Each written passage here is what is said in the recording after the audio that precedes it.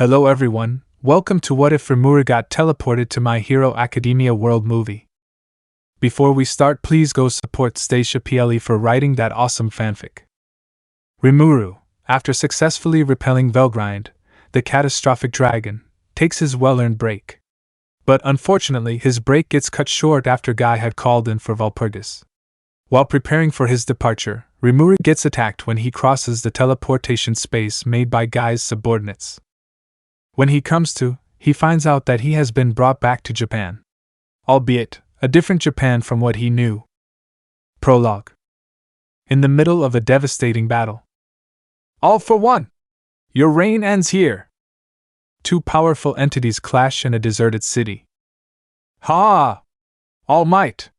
You've come? Precisely, to defeat you and end your evil deeds. The sheer force when their fists met was devastating. Countless debris, buildings, anything the like would be blown away. Even a single sweep of the arm from a villain named All for One was enough to destroy a block of the city.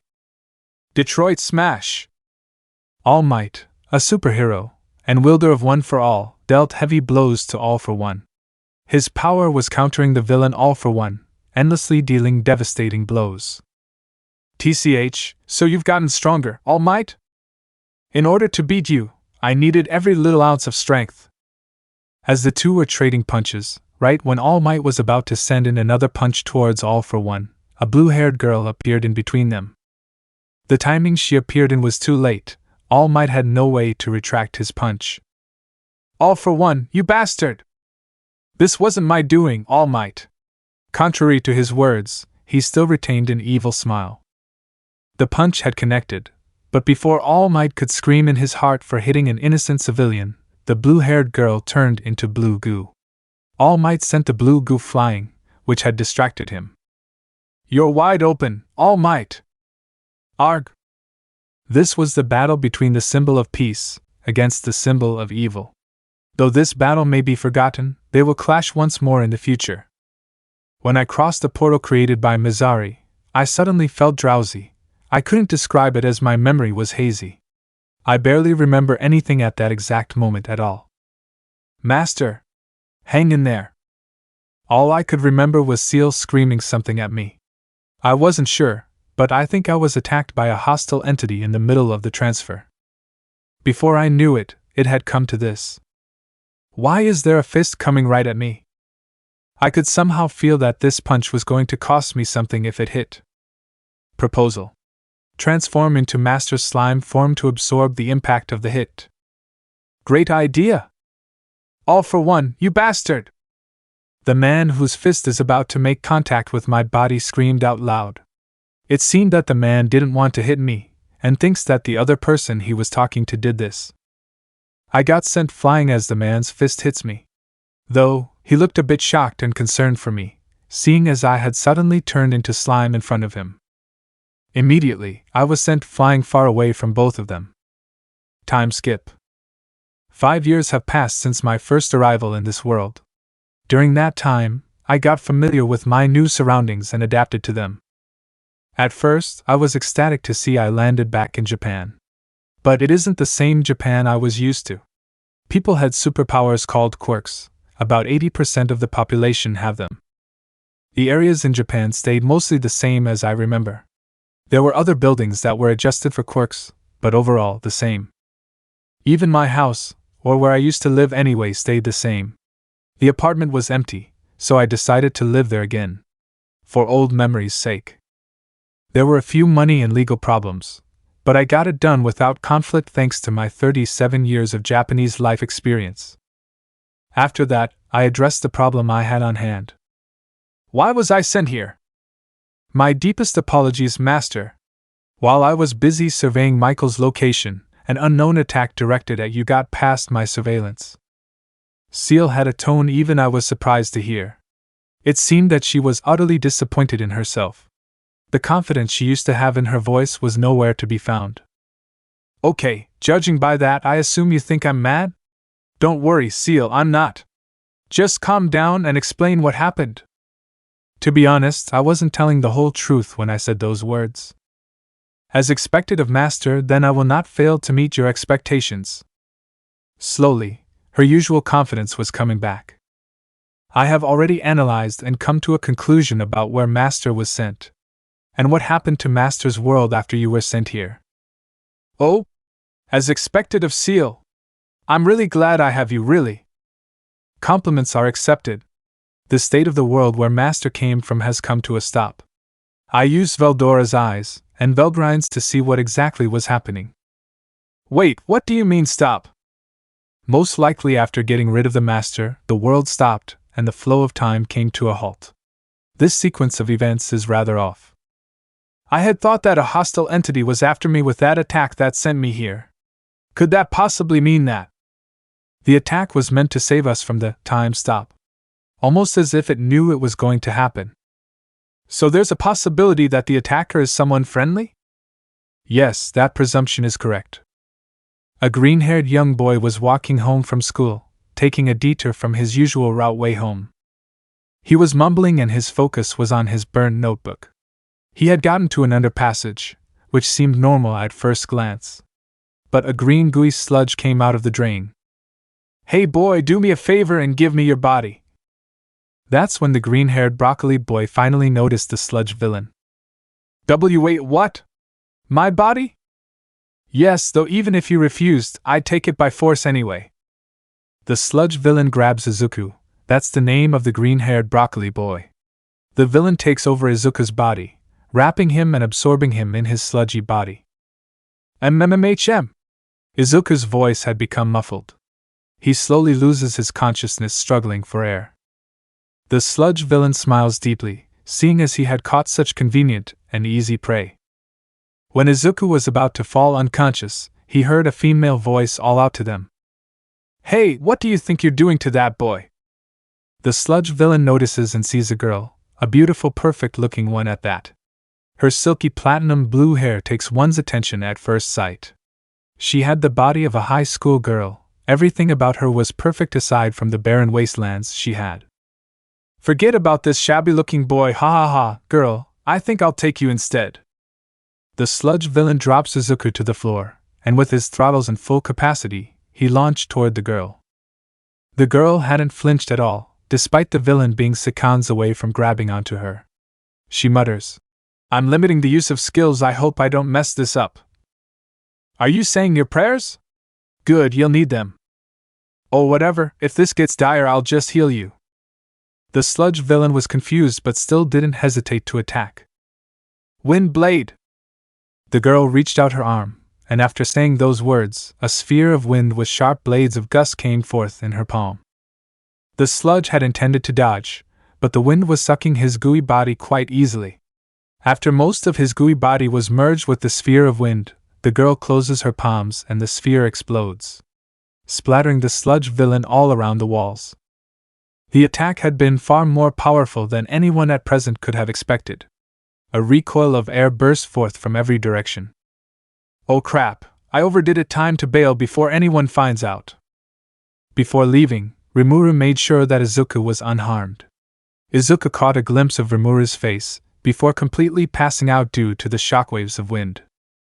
Hey, wake up! All Might, the symbol of peace, had arrived at the scene. He was surprised to see that the villain he was chasing was defeated before he could himself. Slapping Izuku back and forth, All Might planned to ask the boy a few questions. What oh? All Might! Izuku was a die-hard fanboy of All Might. Ha ha ha, indeed it is I, All Might is here. I have a few questions to ask of you, young man. What is it? I'll be happy to answer any. Were you the one who defeated this sludge villain? When asked, Izuku's head started to feel a slight strain from trying to recall his memories. Definitely not me, although I caught a glimpse of someone who did it. She saved me from almost being killed. I see, well then, it seemed only one question was necessary. I'll get going now, goodbye young man. Wait. Can you sign? He already signed it? All Might just gives Izuku a bright smile and a thumbs up, while Izuku bows profusely, saying things like, This will be our family heirloom. Goodbye now. As All Might jumped, he heard the boy saying, Wait! Again. But seeing as he had already jumped off, he couldn't look back. However, How did you get there?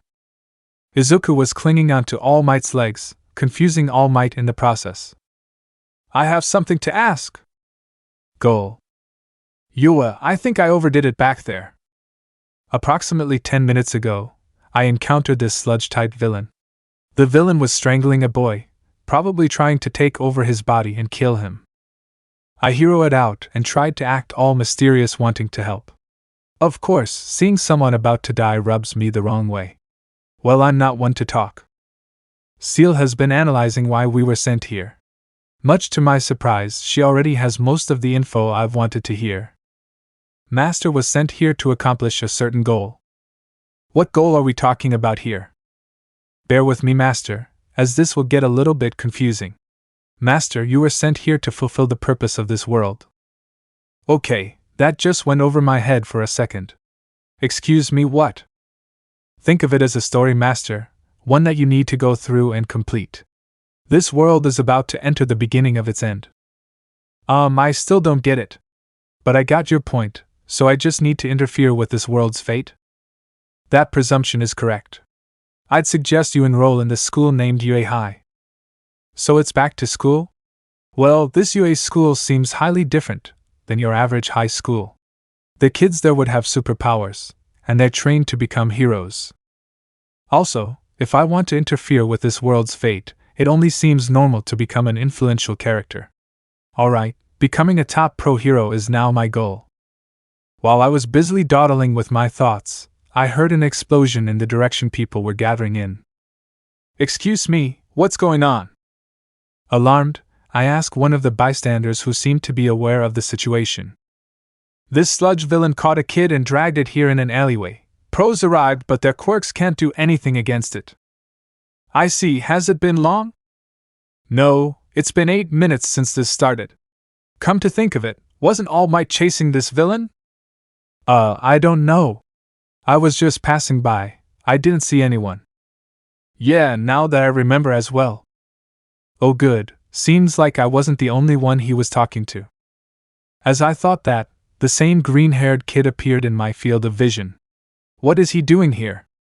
I thought when he suddenly went into a running stance. Is he gonna go in and save that kid? That boy has no quirk, Master. If he does go in, at worst he'll be injured before the heroes come and drag him out. That's bad, gotta stop him before he kills himself. There's no need, Master. What? What do you mean no need? All Might, the symbol of peace, is nearby. Oh, then that's a relief. But Seal, I don't see him anywhere. All Might was injured during his battle against a villain 5 years ago, thus, significantly weakening him. His normal appearance also has significantly differed from what it used to be. When Seal explained to me what happened to All Might, I felt a sudden wave of power behind me. When I turned to look, I saw a skeletal man transforming into All Might. What? It was the very same face that had punched me right when I was transported into this world. Although no one else noticed him, I did, but I pretended not to catch up with his movements. He was fast for a human, he wasn't even a saint, yet he could easily dispatch Clayman if it were a physical fight. Though Clayman would have had the end advantage, as he could have just resurrected, albeit in a weaker body. All Might jumped over the whole crowd with one leap, landing in the middle of the scene. But no one had noticed still, because he was still moving and aiming to land a blow to the villain. Once he had punched the villain, that was when people had started to notice. Are you kidding me? Even in my childhood dreams, I never even thought of being that powerful. All Might! He's here! Kia! Can I get an autograph? Fans were already crowding him after he took the villain down. His punch was enough to generate wind pressures that could alter the weather so it's raining. Not wanting to get wet, I pulled out an umbrella from imaginary space. Listen here, kid, that was dangerous. You should have known not to do that. Over there in the sideway, the same green-haired kid was getting scolded, but on the opposite sideway. That was amazing! You handled that perfectly! You'd be a great hero. While the other was getting full-on compliments. I have identified our route to completing this world, Master. The first step lies within that green-haired boy. Whoa, seriously? That's quite the big jackpot, then I won't hesitate to do what I must do. Excuse me, Mr. Pro Heroes, would you please let him off the hook? All of them looked at me in confusion, especially the boy in question. This doesn't concern you, we need to make sure he doesn't do something reckless again. Pro Hero Kamui Woods replied. I'm pretty sure he gets your point. Look, I need to talk to him, right? Izuku Midoriya. Midoriya? For a second there, he looked extremely surprised and confused. Thankfully, the heroes were too focused on staring at me for some reason to notice. Well, if you insist. Although he was reluctant, no one can withstand my business smile. I extended my hand towards Midoriya, though he was hesitant to accept it. Currently, I'm being escorted by a girl who I don't even know. It's not that I don't want to thank her, rather, I don't even know how to talk to her. So I'm sure you have a lot of questions. Why yes, but thank you for helping me back there.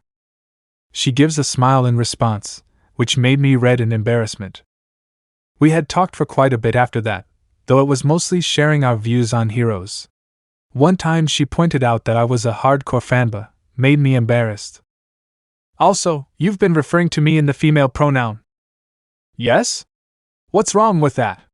Wait, are you a boy? I'm either. That's a big load of CRA. Wait, what?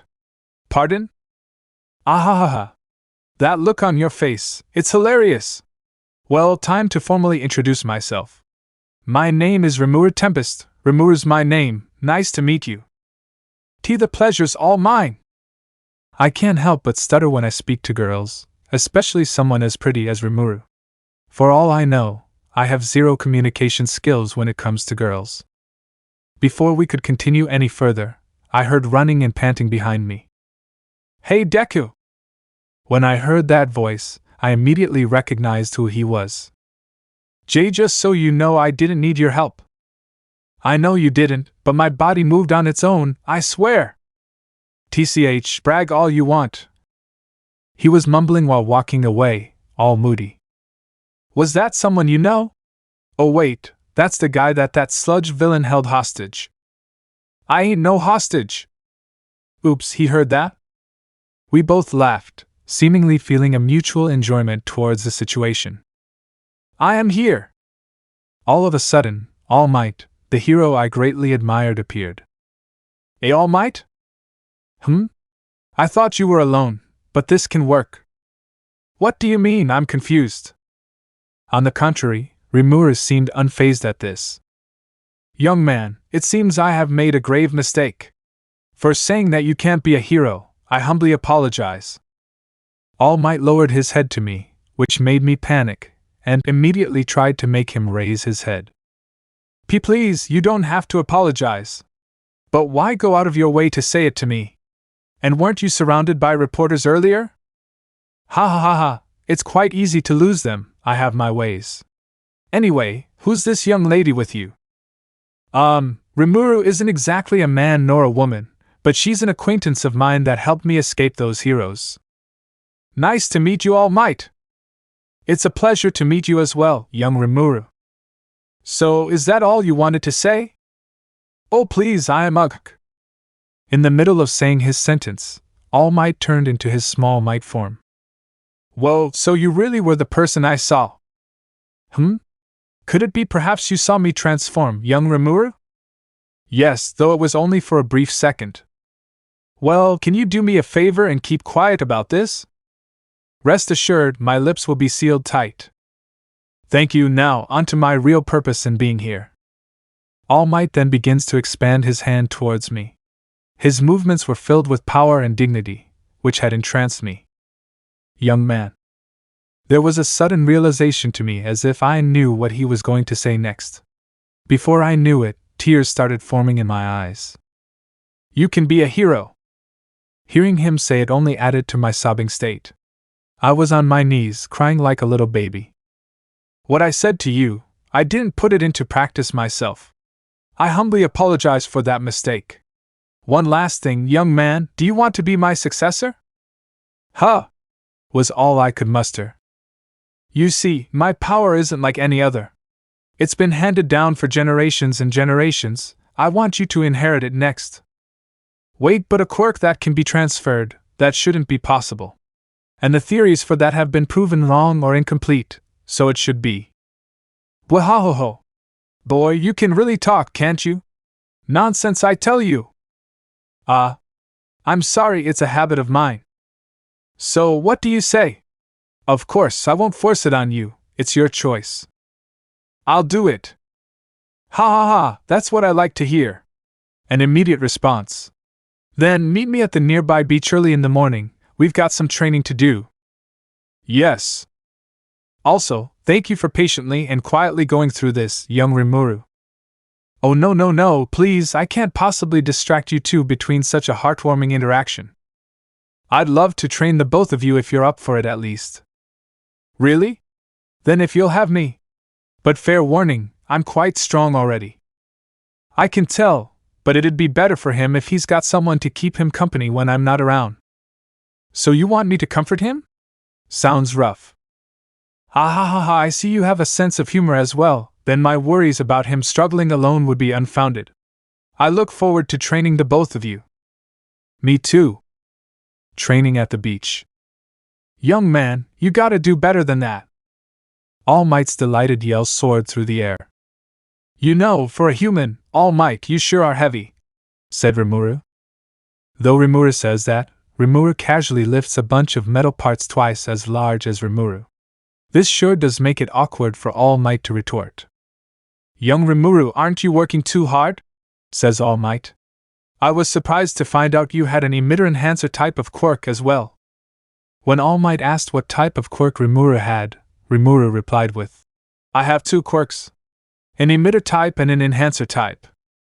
Obviously, Rimuru had a multitude of other powers, but they didn't need to know. Personally, Huff, I think your quirks are awesome. That's nice of you to say, thank you. It's nothing really. Young Midoriya and young Rimuru seem to be getting along fine, thought All Might. The training All Might set up had been significantly boosting Izuku's body strength. That is to say, because of All Might's quirk, One for All. An unprepared body would have its limbs fly right off if it tried to use it. That was what All Might said to Izuku. So as of the current time, Izuku is 3 months into his practice.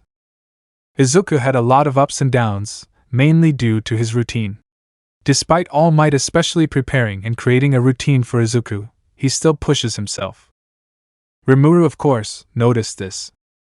For Rimuru, a simple yet out-of-this-world efficient diet/routine was made for Izuku. When presented to Izuku, Hey Midoriya, can you spare me a second? I've got something to show you. Oh, sure. Rimuru would then present the schedule that Seal came up with. At first, Izuku was surprised and skeptical. But after the first few weeks, adding up with convincing All Might to convince Izuku fully committed to this schedule. There were necessary practices that would make this particular schedule work. Via training with Rimuru, Rimuru monitors his body conditions. On one particular day, a miracle for both Izuku and All Might happened. Hey, how's it going, young lads? All Might greeted. Going great, replied Rimuru. Could be better, replied an upside-down Izuku. Should I ask why you're in that bizarre position, young Midoriya? I think you'd rather not. He tried to mimic one of your moves and fell. His shoes got stuck on something. Rimuru exclaimed. You promised you wouldn't tell. I had my hands crossed, it was worth it. Look at All Might's reaction. True indeed, to Rimuru, this was the best possible course of events that could have happened. But to Izuku, this was an embarrassing memory. Rimuru had grown a little closer to the boy, so Rimuru knew he could pull something like this from time to time. Just help me get off this already, Rimuru, said a flustered Izuku. Alright, ahahaha. Rimuru gently climbs up the pile of trash. Rimuru then grabs Izuku's feet, and gently lands him on the sandy ground. Thanks, said Izuku. No problem, replied Rimuru. So, how has progress been going, young Midoriya? All Might then immediately joined the chat as soon as he could. It's been going great. Rimuru here helped me a lot. Oh, thank you for that, young Rimuru. There's really no need to thank me. I just did what I wanted to do. All Might then took a stroll, inspecting the progress Izuku and Rimuru made since the last time. Naturally, All Might decided to divide the beach to not confuse himself on who did what. It wasn't all surprising to see how much progress Rimuru made already. On the other hand, Izuku was doing fairly well for a quirkless boy. It seems there's nothing to be worried about. Alright, why don't you two take a break for now? I have ice cream on me, said All Might. Okay. Ice cream! From All Might? All Might then went to his car, took out a freezer, and brought ice cream. For a while, they kept on eating ice cream.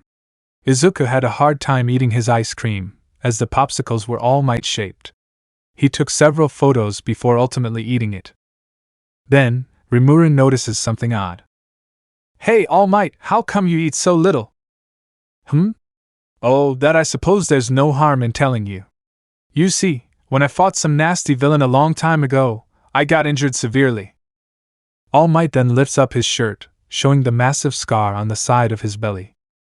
That's horrible, that must have been one powerful villain to render you in this state, said Rimuru.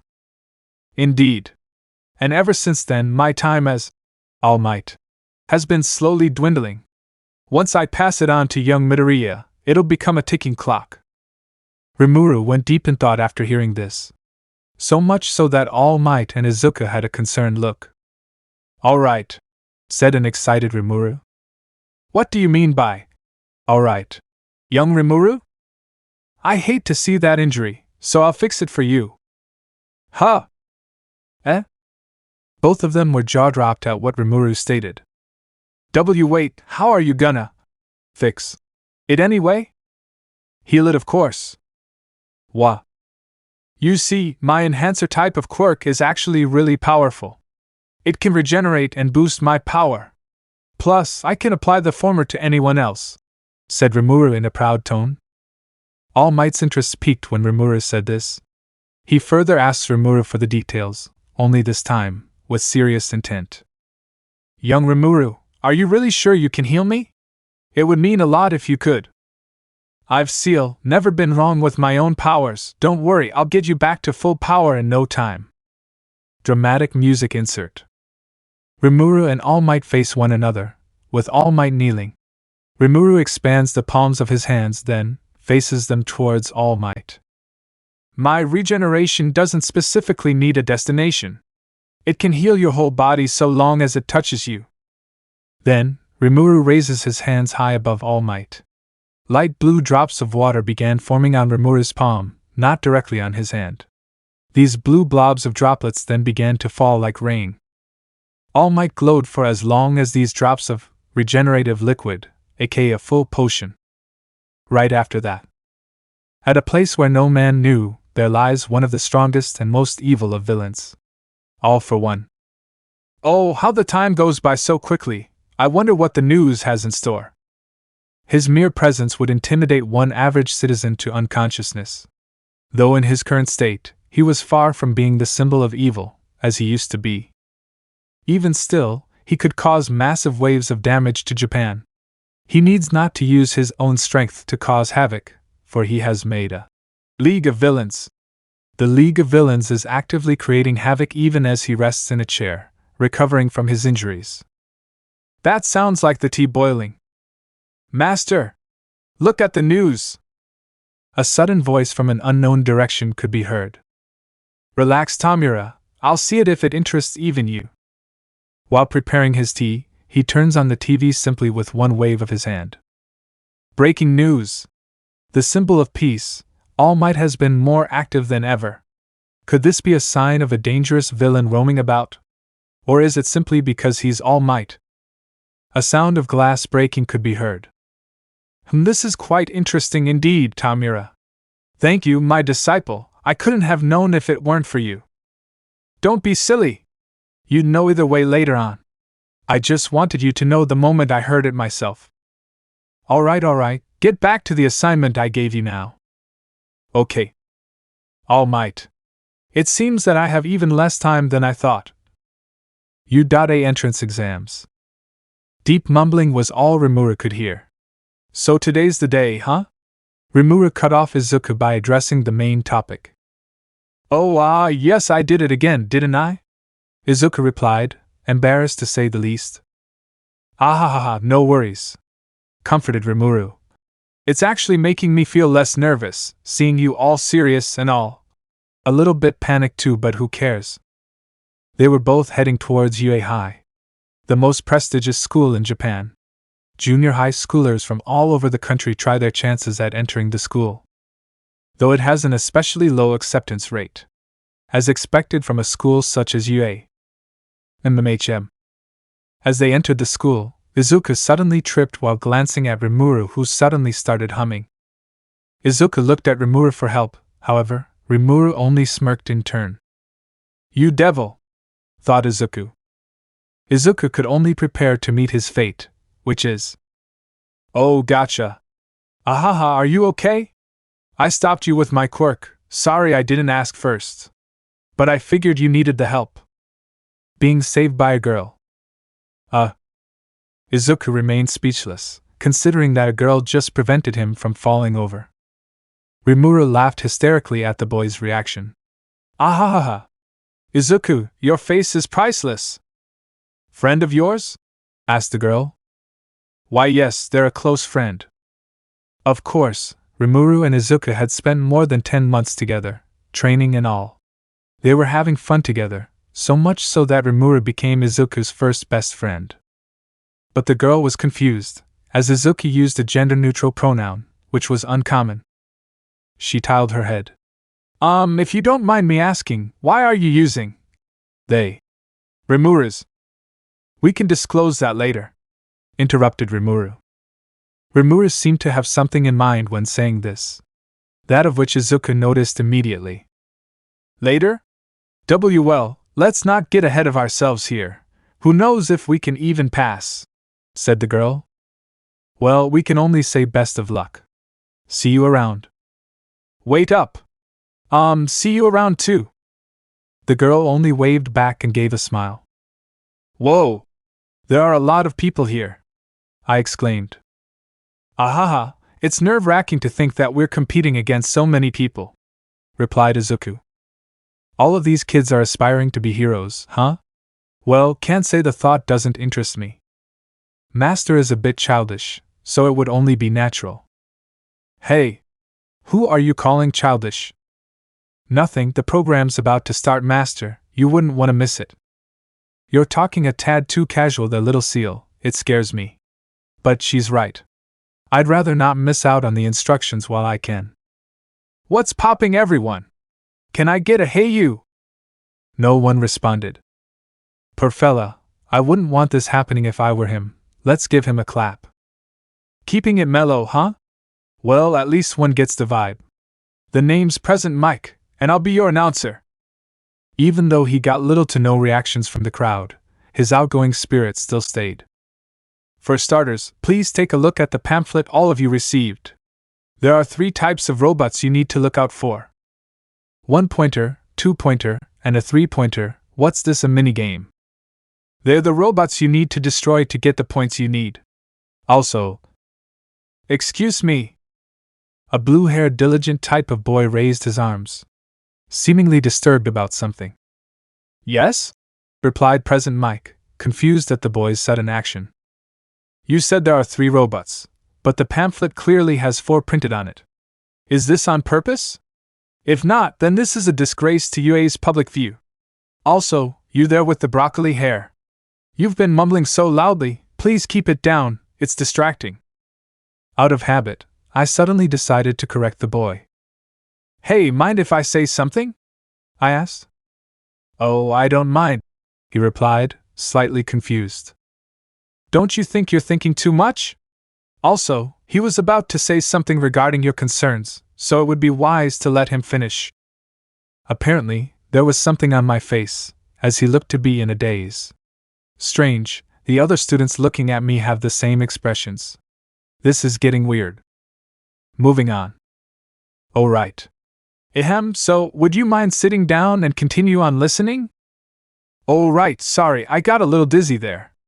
Thank you for correcting my error, he replied, snapping out of his trance.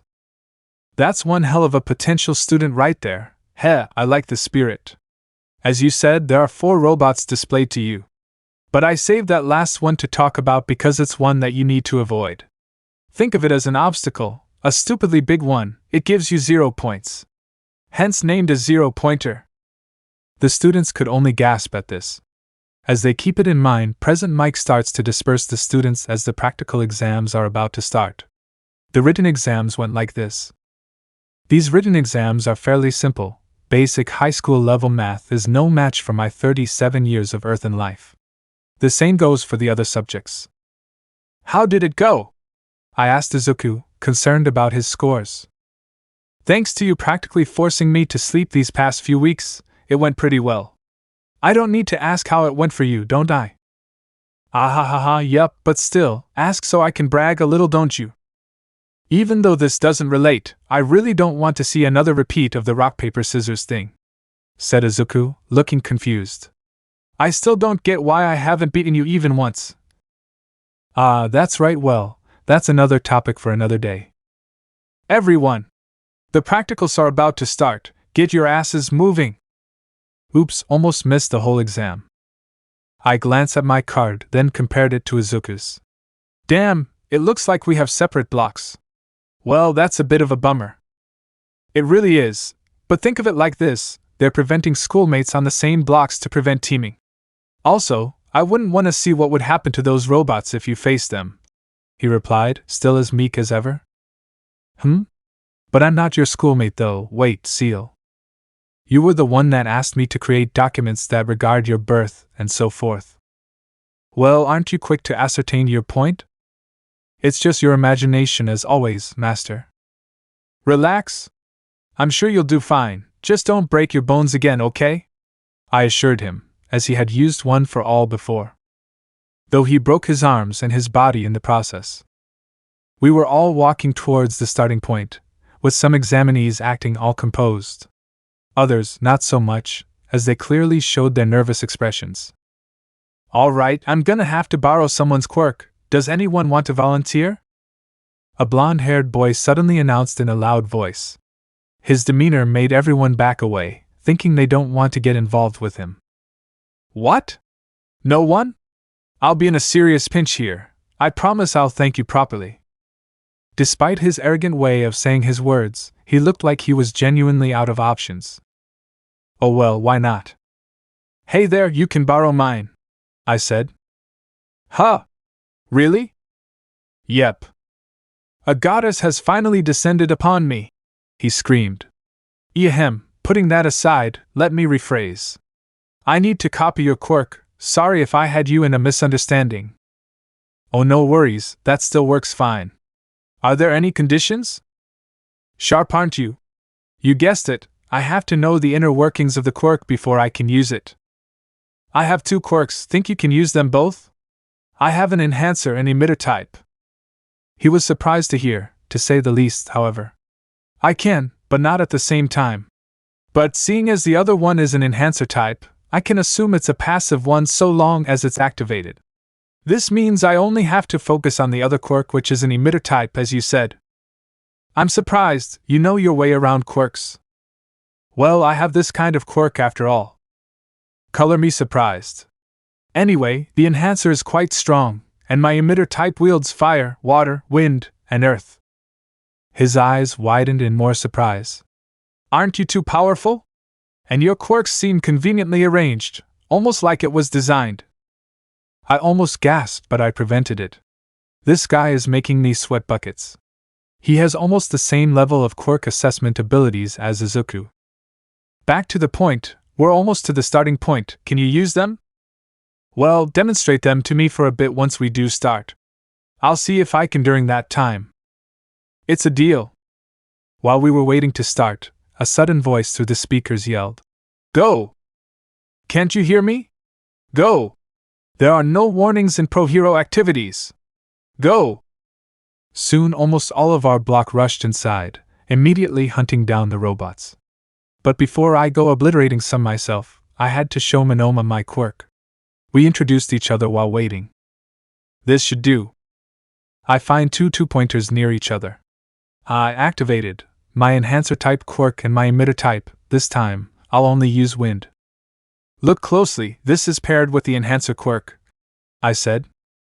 I held out my palms, which alerted the two two-pointers. They rushed at us, which made Monoma flinch a little. But before they could even move past 3 meters, I fired out a huge gust of wind.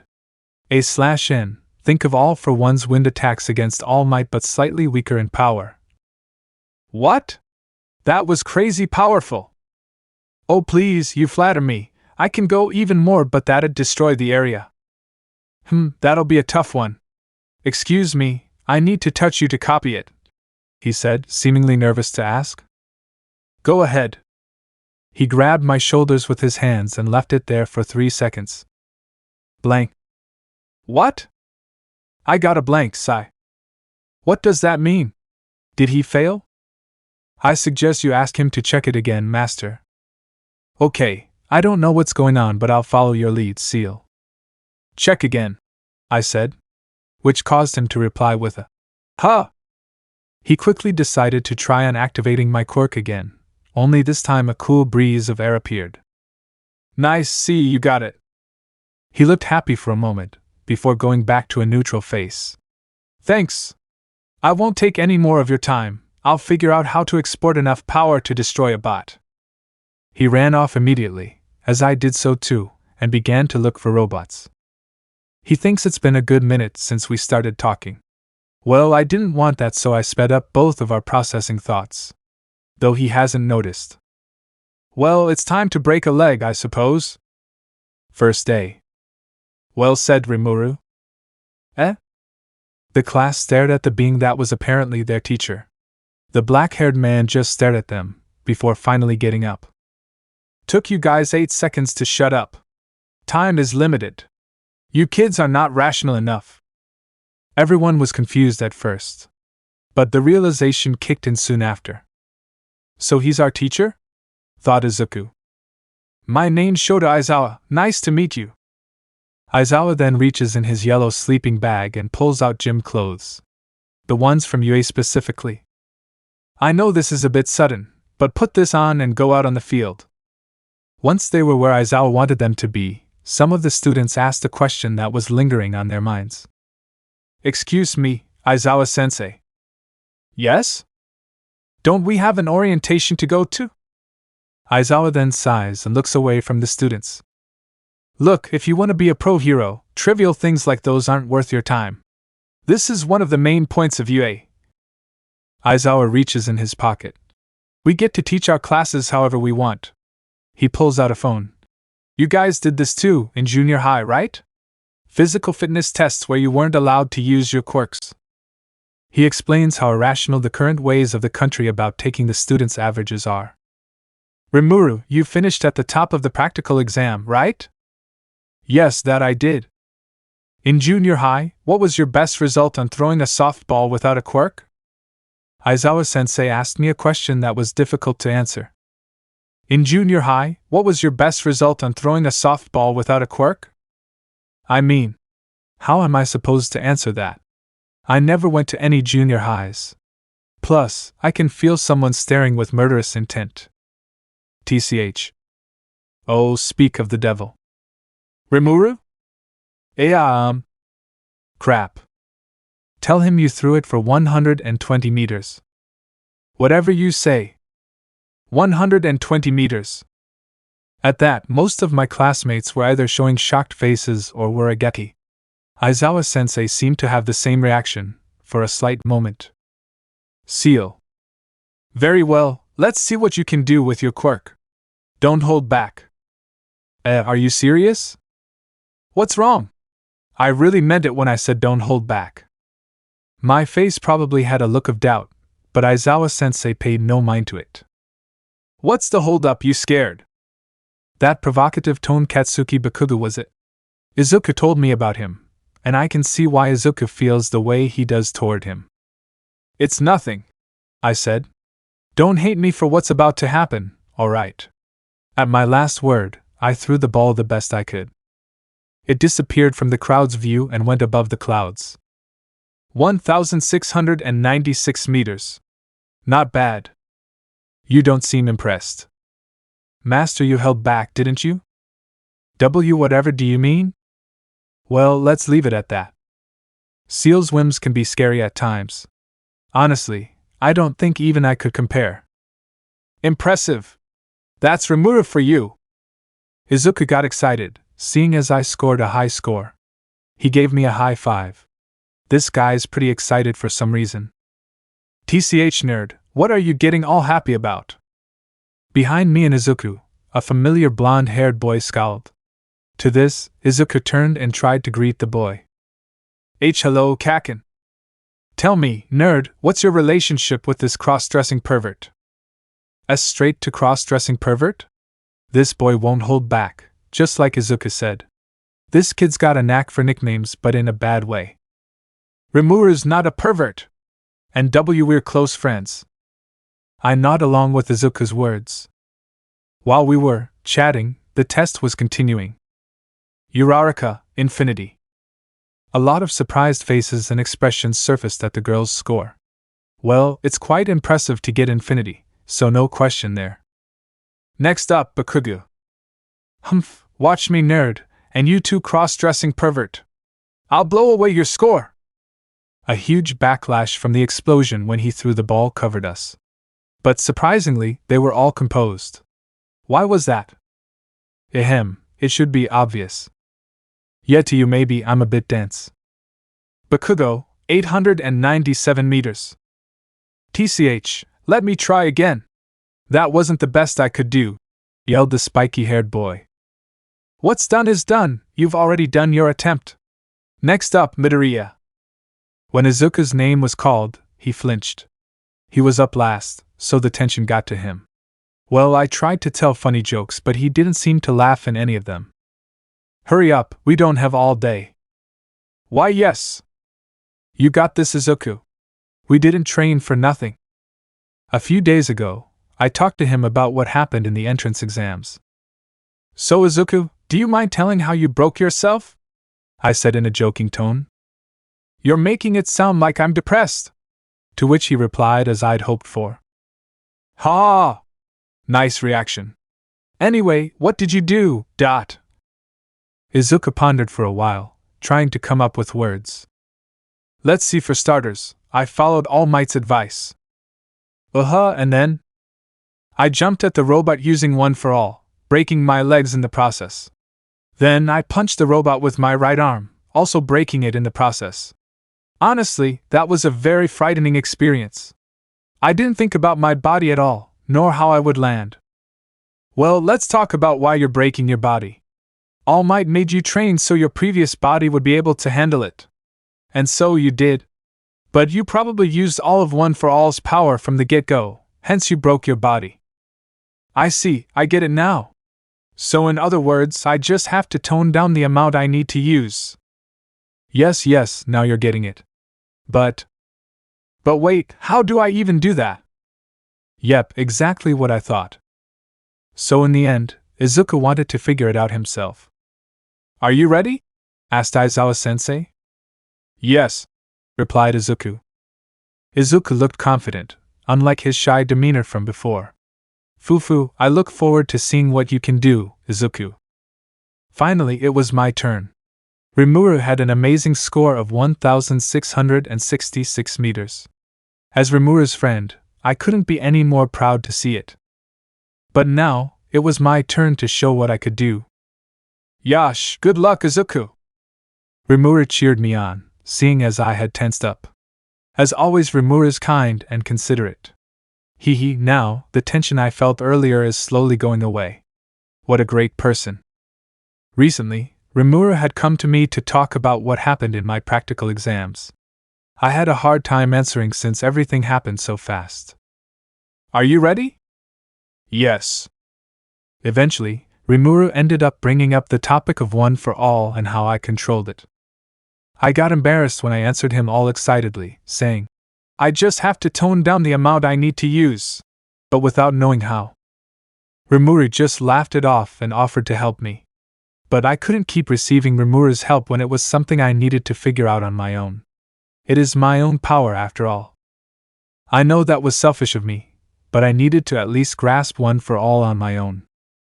After days and days of failure and injury, I finally figured out how to channel one for all's power, albeit only 5% of it. Holy! Most of Class 1A were surprised. They never thought the meek-looking Izuku would be so powerful. Midoriya, 925 meters. But that one throw had left the boy breathing heavily. He looked like he was in slight pain as well. Amazing! Midoriya, you learned how to limit your power in such a short amount of time? Came the surprised Ida. Well, yeah, a friend of mine suggested that I do. Though I can only do it on a single limb. Trying it on my whole body is something I've yet to achieve. Even though I felt that what I could currently do was more than satisfactory, apparently, my face showed otherwise. Still, Ida kept trying to praise me. Even Uraraka joined in. Your power was explosive. I think you need to be more proud of what you did. Izuku. Nice job. Rimuru was about to congratulate me as well, up until getting cut off by Kaken. Deka! What the hell did you do? Since when did you have a quirk, and for the sake of quirks, a one that's as flashy as that? Kaken was sizing me up, blocking my view so that my eyes could see only him. You what? Spit it out already. I bet you hid that quirk from me all this time to make fun of me, wait. You're thinking about things too fast. Slow down. What did you say? I blinked again and again. I was sweating buckets at this point. Oh, I'm screwed. Trouble. What did you say? Oh, I'm screwed. With a face that was about to explode in anger, Bakugo screamed. Say that again, Deku! Slow down. Face to face with his childhood bully, Izuku replied with a stutter. At Izuku's words, Bakugo appeared to have lost it. He raises his fist. As he was about to punch Izuku, Aizawa yelled out. Hurry up, you problem children! I don't have time to babysit any fights. TCH. Bakugo walks away, seemingly losing interest. I'll make you remember, Deku. How far apart our skills are and will ever be. Izuku slowly walks behind the irritated Bakugo. Before completely forgetting his best friend, he turned around to call Rimuru. Only for him to see Rimuru in a position that looked like Rimuru was about to punch someone. What's up? Stuttered Rimuru. Noticing Rimuru's awkward air, Izuku gave Rimuru a smile. Why don't we follow the rest of the class now? Well, why didn't you say so? Replied a semi-enthusiastic Rimuru. The quirk tests that Aizawa brought upon Class 1A continued. Bakugo had a fierce competitive spirit. It was obvious where that competitiveness was targeted at. Izuku could only cry out a yell.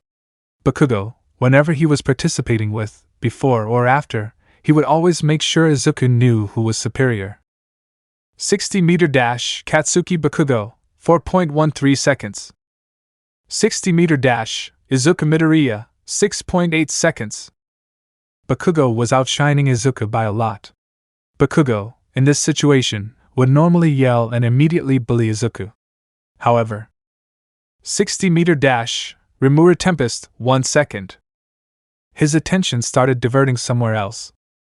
Seriously? That's awesome. That's like a U-Data record, right? Said Uraraka. I might have been a little bit late to time that one correctly. Rimuru, do you want to do it again? Said Aizawa-sensei. Nope. I'm satisfied with that, Aizawa-sensei, replied Rimuru.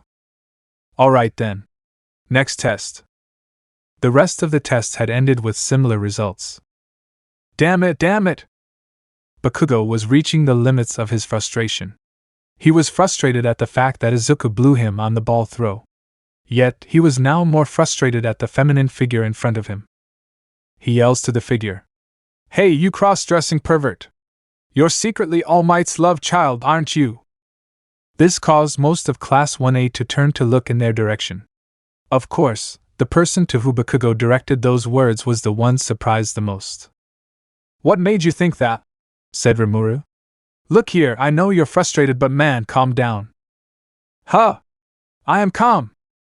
I think you aren't calm though, thought Rimuru. Let's leave it at that. Bakugo, if you keep yammering, I just might make you go home on day one. Also, Rimuru, don't keep entertaining him just because you're also mad. The one that interfered was none other than Aizawa. Eh? Rimuru is mad? Was what the other students whispered to each other. I can tell, you know. I don't think explaining would do anyone any favors, so I'll just proceed to announce the results. First, Rimuru Tempest. Second, Momo Yaoyorozu. Third, Shoto Todoroki. Fourth, Katsuki Bakugo. Fifth, Tenya Ida. 19th, Izuku Midoriya. 20th, Minoru Mineta. After Aizawa announced the class's results, he immediately dismissed the test and later made the class return to the classroom. But before he returned himself, All Might had come up to him. What's wrong, All Might? Need anything? Before All Might could pat Aizawa's shoulders, Aizawa noticed All Might's presence. Well, I was worried that you would go on another expelling spree. However, you didn't seem to show any sign of that today, said All Might. Plus, you seemed seemingly lenient on your students as well. I hope you don't mind, but I read your files, so I was just surprised.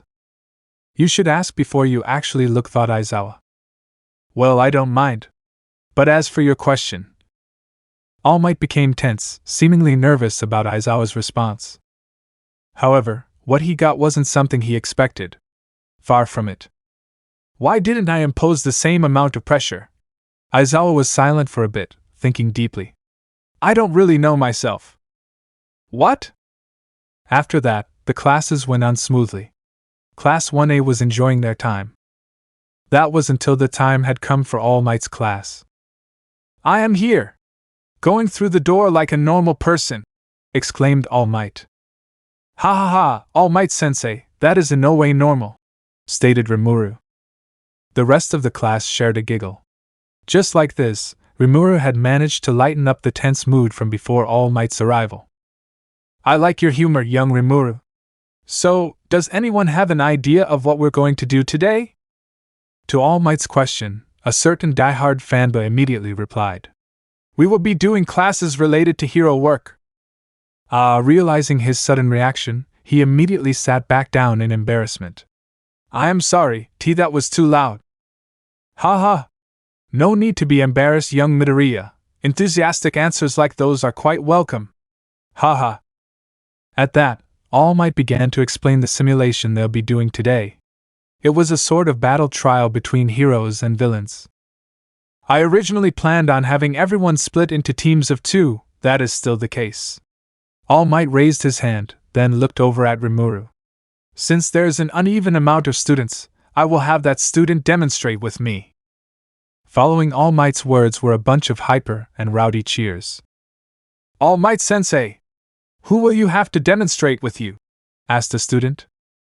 Let's see, does anyone want to nominate themselves? You'll be acting as the hero, while I will be the villain. On that note, let me explain the rules. All Might explained the rules to the students. First, the villain team will be given time to prepare and head inside the designated building first. They will also carry a bomb with them, obviously a fake one, of course. The villains will have to protect that bomb under a time limit. They can strategize on where to put it, but they are given a general floor. Opposing to that, the hero team will be out to either capture the villains or the bomb. If they can render the villains unable to continue or capture them, they win. They can also make contact with the bomb, it'll count as a win for the heroes too. If they fail to do either of those within a time limit, the villains will win. Hearing the rules, the students who were previously wanting to nominate themselves were humbled. Wait, why am I seeing less enthusiasm now? Said All Might, slowly panicking on the inside. What's wrong, everyone? Of course, there were those that still retained the fiery eyes to challenge All Might. But most of the class was backing down. How about this? Those who want to participate with All Might sensei, write your names down. Then we curl it up and drop it into a box. Finally, we make All Might sensei pick from the box? I agree, Todoroki replied. TCH doesn't sound that bad. But, Put 3 pieces of paper that have my name written on them, also replied Bakugo. Great, now the odds are unbalanced. But I'll let that slide, said Rimuru. Afterward, All Might was given the box. All Might was seemingly less in a state of panic now, as he expectantly draws from the box. Who is it? Who is it? Asked one of the students. Ha ha! This is most surprising. Rimuru, you will be participating against me. The students then cheered loudly. It was like when the smartest student in school challenged the smartest teacher to a trivia quiz. A certain spiky-haired boy was yelling from the background. No one could hear him due to the students' cheers. A cunning beauty. There was something about this matchup that made the entire class excited. The top of the class against the top of the world. Yet, it seemed the two had similar powers. This is exciting, yet it's making me anxious. Don't you think so, Midoriya? Said Uraraka. Yes, I'm feeling the same, replied Izuku. Each student of Class 1A was excited, although some in different ways than the other. Interesting, muttered Todoroki. He was starting at Rimuru. Mineta, who noticed this, as well as his other classmates, spoke up. You staring at her, dude? Me too. Todoroki showed no reaction, while the female students showed a hint of disgust. Anyway, how do you guys think this match will go? Uraraka.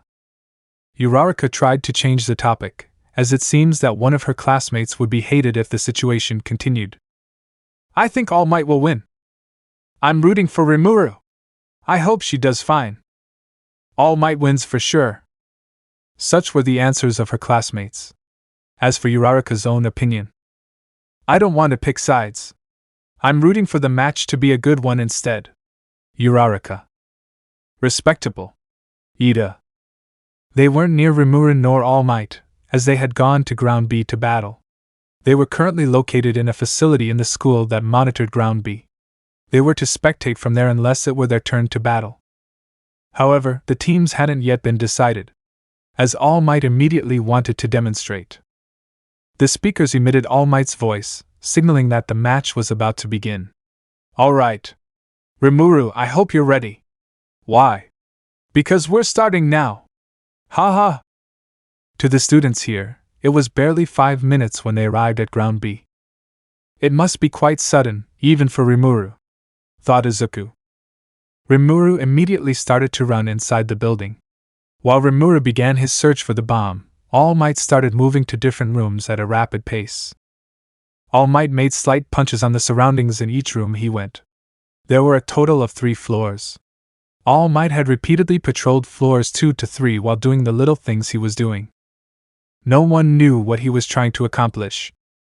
On the first floor, Rimuru was steadily clearing room to room. But his movements looked off. It was as if he already knew the rooms would be empty. Rimuru did react to All Might making small vibrations in each room, but it wasn't a severe reaction. Strange, what do you guys think All Might's trying to do here? Siro. I think he's trying to distract Rimuru. What else could making noise in different places could mean? Shoji. I'm distracted by how majestic Rimuru looks. I don't have time to analyze what's going on right now. Mineta. Dude, Siro. The boys were conversing on what is All Might's purpose as he creates countless noises in different rooms. Meanwhile, the girls. Rimuru's costume is so cool. It somehow really fits her image. Mina. Yeah, I think so too. Jiro. While also observing the match, they were also observing everyone's costumes as it was the first time they wore them. She almost seems manly in a way. Jet black clothing with that white cloak, she's like a demon lord. Mina. Mina's classification of Rimuru's costume was overheard by the boys. Demon lord? You mean like the ones on video games? Kaminari. Yes. That's right. Mina. Back to Rimuru and All Might. All Might had begun on the offensive. It seemed like he achieved his purpose. As Shoji said, All Might was trying to create a distraction for Rimuru, to confuse Rimuru on where the bomb was located. But that wasn't all. All Might was planning on collapsing the second floor or the third floor. That would mean that it would potentially expose the bomb once the floor collapses. It was also suicidal as it would potentially crush both him and Rimuru. However, he knew that Rimuru wouldn't be fazed even with such a trick. Villains have done the same to All Might many times. However, All Might's sheer toughness managed to shield him through every crushing concrete. What he is uncertain of is how Rimuru would go against such a tactic unscathed. Will it be through sheer force? Or will Rimuru have a different strategy? All Might could already tell the approximate location of Rimuru. Rimuru was checking each room on the first floor without hesitation. Such determination and boldness were praiseworthy. However, All Might wonders if Rimuru also had cautioned against my possible attack. It was true that All Might was above creating a distraction, but he could simply punch through the floor whenever he was above where Rimuru was at any time. Strange, why does young Rimuru not advance to the second floor? Thought All Might. It's been a few minutes. Rimuru had already checked all the rooms on the first floor.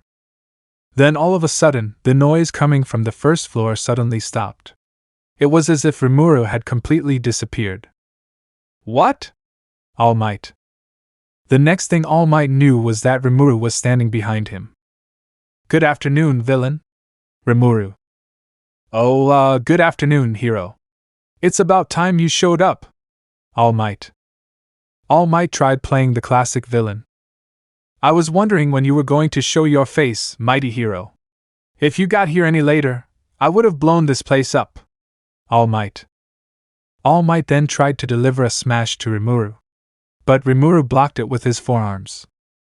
Holy shit, some student back at the facility. Impressive, hero. You managed to block that attack. All Might. Oh please, you used to hit harder back then. Rimuru. They continued to exchange blows, though All Might was the one mostly on the offensive. This was truly an impressive showing. Rimuru showed that he could block and even counterattack against All Might. The students paid more attention than ever. Amazing, Rimuru-san is actually tanking All Might's punches. Momo. It's clear that All Might is holding back. Otherwise, the building would have been torn to pieces by now. His punches towards Rimuru are mere swings of his fists. Bakugo. Same as ever, Bakugo had correctly analyzed, albeit with a bit of spite towards Rimuru. Momo replied. Even so, All Might's arms are strong themselves. No matter how much he holds back, there should be a decent amount of force behind them. TCH, Bakugo. That maybe be true. However, Rimuru doesn't look the slightest bit fatigued, Yaorosa-san. Rimuru's toughness is something else in itself. Ida. All of them agreed on each of the three students' points. Hero, your time is running out. The bomb I've planted will soon blow up the city. Ha ha ha ha ha. All Might. This was a warning saying the clock is expiring. Good to know. I've just about finished my trap for you too. Rimuru. All Might stops when he hears Rimuru say the word trap. But Rimuru had already begun to run far from All Might. Is he running away because I'm in the location of her trap? Does she plan on making me think that in order to follow her? Thought All Might. What's wrong? Are you not gonna follow me? Rimuru. It feels like our roles have been reversed. All Might doesn't follow Rimuru. All Might was the one defending the bomb, and the clock was his ally. There was no point in following Rimuru. Before Rimuru could trigger his trap, All Might decided to destroy the third floor in order to crush Rimuru, who had gone underneath. This gave the students an alarm. However, to Rimuru, it only gave him the fact of the bomb wasn't on the third floor. Rimuru knew that All Might knew that if the bomb were to be exposed, Rimuru would instantly get a hold of it. That's why All Might hid it in plain sight. Rimuru and All Might meet again after Rimuru appeared from the rubble. You know, your tactic of distracting me from knowing where the bomb really is would have worked on other people. Rimuru. Have you figured it out, hero? All Might. All Might smiles. He smiled because he realized two things. First, the brilliance of this individual named Rimuru. You tried tricking me by creating those noises above, meaning that the bomb was there and you didn't want me to pinpoint it. Rimuru. Indeed. All Might. In reality. The second thing All Might realized was his defeat. Rimuru pointed down. He gave a smile that would bewitch any men or women. It's hidden inside the walls on the first floor, isn't it? Rimuru. The floor below Rimuru collapsed. And Rimuru fell right where the bomb was placed. Ha ha ha ha ha! Brilliant! Truly wonderful. I admit my loss. Young Rimuru has won this battle. All of you come over here, announced All Might, with delight in his tone. Rimuru's secrets won. Unbelievable. A student from Class 1A has won against All Might. The outcome of the battle was expected to be in All Might's favor. However, that same person was the one that lost. Ha ha ha ha ha! Brilliant! Truly wonderful. I admit my loss. Young Rimuru has won this battle. All of you come over here. All Might. Though he lost, All Might's laughter seemed unending. Not a laugh of sarcasm, nor a laugh of pettiness. It was a laugh that beamed amusement and happiness. You got me good, young Rimuru.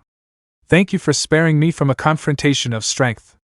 I know that my injury is no more, and my time as All Might is once again at its peak, said All Might, knowing how strong Rimuru was. Rimuru shared a laugh. There's no need to thank me, All Might. If we did battle, I would have lost as the building would have inevitably been destroyed. I'll prove my strength at another time. The fundamentals All Might taught Rimuru and Izuku about being heroes were rescues, prevention, and capture. The first one, rescue. To rescue the civilians first and foremost. The safety of the citizens was the number one priority of every hero. The second one was about prevention. It could mean damage or destruction, but it could also mean to prevent a villain's attack before it is carried out. The last one was about capture. To capture the villain or the cause of the problem and save the day, by All Might's words. This is what Rimuru had followed when he was against All Might. All Might, Rimuru! We've arrived. Izuku. Ah, welcome, welcome. Did you watch the fight? Rimuru. We did. It was awesome. Can I just quickly, get your autograph? Izuku. The other students also came rushing towards them. Plenty of surprising reactions had reached Rimuru and All Might's ears. That was an exemplary and outstanding performance by Rimuru-san. Might you be as kind as to give us details? Ida. Yeah. Spill it. Mina. I just did what I had to do, I guess, was one of the replies Rimuru had thought of. But he didn't say it in the end, as someone might take it the wrong way. Well, knowing who my opponent was, I was more calculative and reliant on my brain, than usual. Rimuru was close to spilling the actual beans. In a confrontation, the building would have gotten destroyed, or in the worst-case scenario, the area. I tried to avoid that by using tactics and psychological attacks instead. I see, that makes sense. But how did you exactly use these psychological attacks you speak of? Ida. Everyone was silent, so was All Might. The only noise that was circling was a tch from Bakugo and mumbling from Izuku. Cool signature. Everyone awaited Rimuru's response. There's no time to explain such a complex thing like psychology. You guys need to do your matches, don't you? Rimuru. After hearing Rimuru's words, everyone snapped back. Alright. Everyone, the rest of the matches will be 2-on-2, the teams will be by lottery. All Might. Excuse me, All Might, but why lottery? Kirishima. All Might. Unsure what to answer, All Might's face freezes. He had thought of this idea by random. Kirishima, pro heroes don't get to pick who they work with, it's just a natural flow of the situation. This is to make us get used to that flow so that we can learn to adjust and work with whoever we get to partner with. Izuku. Very good answer, young Midoriya. All Might. Makes sense, I appreciate the answer, bro. Kirishima. Well then, come and decide who you will be partnered with. All Might. The pairings were interesting. For example, Izuku and Uraraka together, the first batch of these teams. Lucky guy, he gets to be paired with his little crush, Fufu. Rimuru. However, Izuku and Uraraka were up against Ida and... Ha! Perfect opportunity, I'll crush you, you damn nerd! Bakugo. Yep. They were up against Bakugo of all people. This must be fate, thought Rimuru. 5 minutes before Izuku and Uraraka enter the building. Lively as usual, Uraraka calls out to Izuku. Hey, Midoriya-kun, let's do our best. Uraraka. Okay, let's do our best, replied Izuku. Do you have a plan, Midoriya? I'll listen to whatever you have in mind. Uraraka. Kaken and Ida, for our enemies this might have been tough, if not for Rimuru's advice. Although All Might taught me a lot, there are things I still can't grasp. Izuku knows Bakugo's personality like the back of his hand, so it was slightly easier for him to come up with a way to fully utilize their strategy. Knowing Kaken, he will probably go straight for me. So Uraraka-san, you will have to go to the bomb without me. Izuku. I know this isn't the time to ask, but why is he so hostile towards you? Uraraka. Uraraka's curiosity was at its peak. It's hard to say, really. When he found out I was quirkless, he just started bullying me because of it. Izuku. Quirkless? Said Uraraka, tilting her head in confusion. At that time I was quirkless. So we can just use his hostility against me and take advantage of that. Here's the plan, Izuku. Uraraka was impressed. Yosh! You got it, Midoriya. You know, you're pretty nice but ruthless at the same time. Uraraka replied, knowing what Midoriya had in mind. Izuku smiles. You know when you're trained by your best friend, who's ruthless to their own best friend. Their teachings might rub off on you. Back at Rimuru and the rest. Stop surrounding me.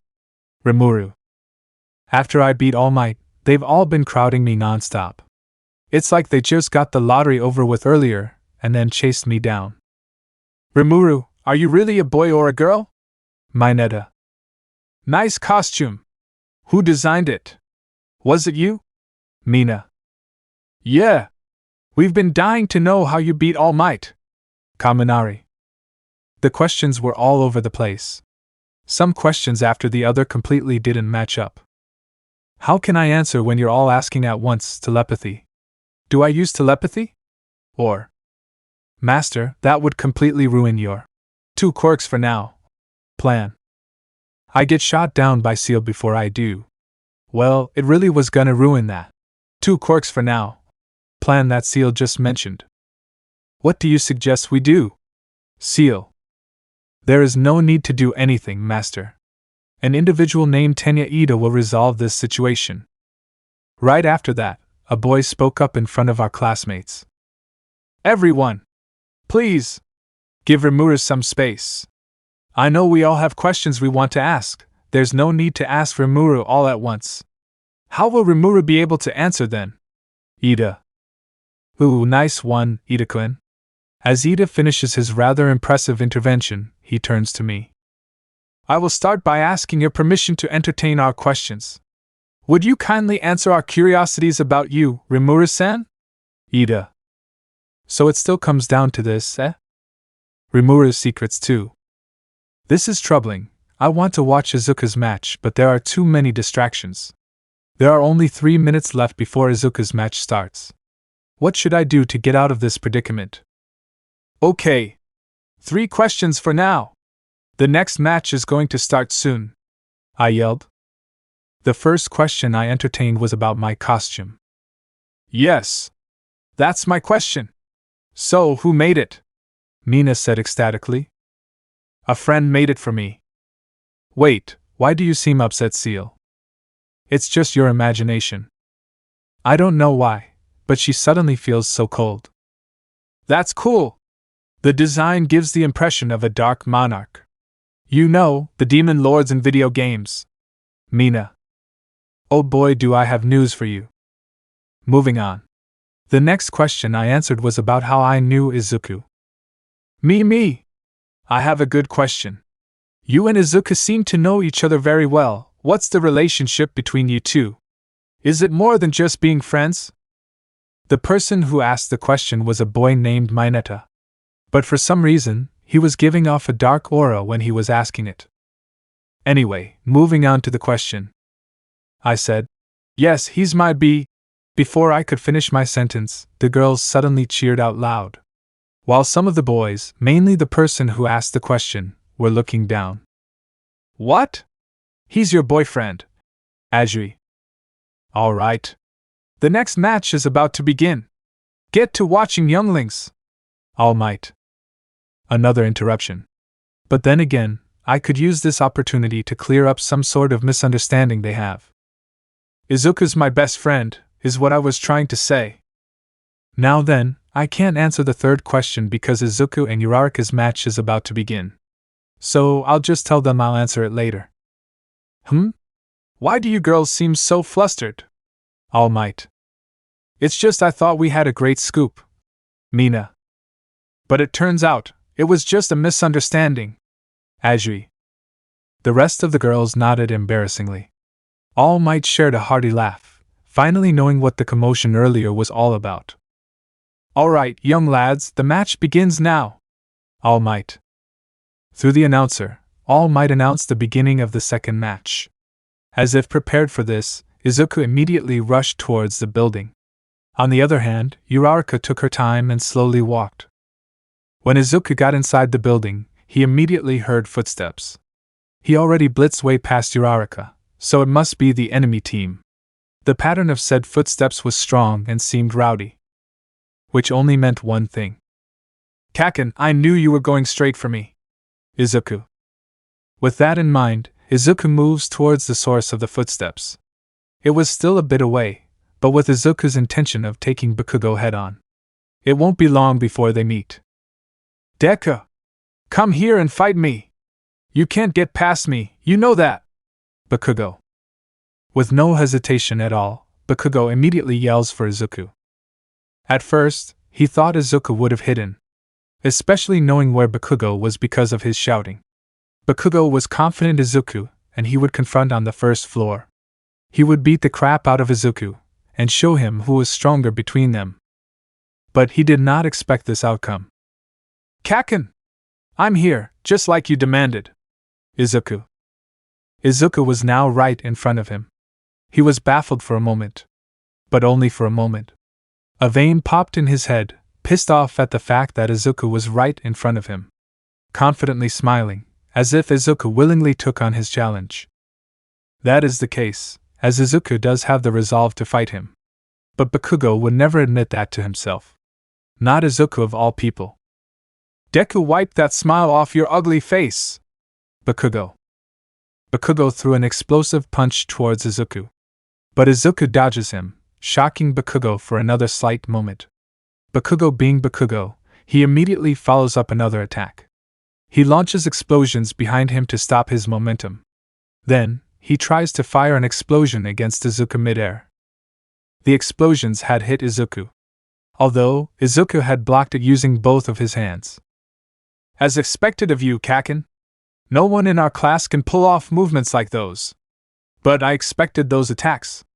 Only because I know you best that I can predict them." Izuku. "Damn you! You don't know anything about my moves! You're just a puny nerd." Bakugo. Bakugo had gotten madder, which only led to him increasing the number of his attacks and his speed. Though like the first one he landed, Izuku only blocked it or dodged it. "Damn it! How are you blocking my explosions? You should be burnt to a crisp by now." Bakugo. Izuku had refined movements, though a little sloppy at times. This was the result of his training with Rimuru on fighting techniques. Rimuru had been harsh on Izuku. Unless Izuku had completed a daily routine, which included repetitive training of parts of the technique, he would not be able to go home. They had Izuku's mother's permission. And by activating his quirk on certain parts of his body, it would be more than enough to block Bakugo's current explosions. "I was training with Rimuru. It really helps out a lot, you know?" Izuku. More veins had popped on Bakugo's forehead. "Shut up! I don't care. You're going down, Deku!" Bakugo. This exchange lasted for a few minutes. Izuku had started to show exhaustion and fatigue, as parts of his costume had been burnt. If this lasts even longer, Izuku would eventually lose. However, Uraraka had appeared, and with good news for Izuku. Midoriya! My preparations are finished. We can take them down now. Uraraka. TCH, you had a plan? Deku! Bakugo. Realizing his situation, Bakugo had become warier of Izuku, much to his reluctance to do so. Izuku, after hearing Uraraka's yell, sprinted the opposite way, urging Bakugo to choose who to go after. But because Bakugo had become warier of Izuku, he hesitated on who to follow. Izuku wouldn't have this and provoked Bakugo. Naturally, he knew what he was getting himself into. What's wrong, Kaken? Too tired? Izuku. In Izuku's heart, he was deeply anxious as he provokes Bakugo. Though his confidence had been revived through Rimuru, he still had his fear towards Bakugo. TCH, damn you! Bakugo. Bakugo followed Izuku. You may think that Izuku would be captured immediately by the much faster Bakugo. But how are you so fast, Deku? Yelled Bakugo, as red as magma. Do you know that our costumes use the designs we submitted, right? I had mine designed by a certain someone so that my bones won't break if I use my quirk too much. Izuku. Practically giving away key information, Izuku informs the flaring Bakugo on how he was unable to catch up to him. That explains why he kept blocking my attacks earlier. I should have known this nerd couldn't have blocked my attacks. Bakugo. Deku! I'll kill you! Over at Rimuru & Co. Young Bakugo sure can play a villain well. All Might. You think? Rimuru. Victory. Unable to catch up with Izuku, Bakugo's temper reaches levels higher than the boiling point of metals. Bakugo, at this point, was all but enraged to the point where he couldn't care if Izuku had a trap waiting for him. In anger, Bakugo's speed was baffling. Sooner or later, Bakugo would catch up to Izuku. Deku! I'll destroy you! Bakugo. Bakugo finally catches up to Izuku. His face formed a murderous smile as he grabs Izuku by the collar.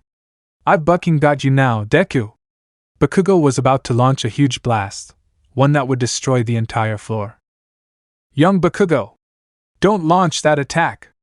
It could injure all of you inside that building! Yelled a worried All Might.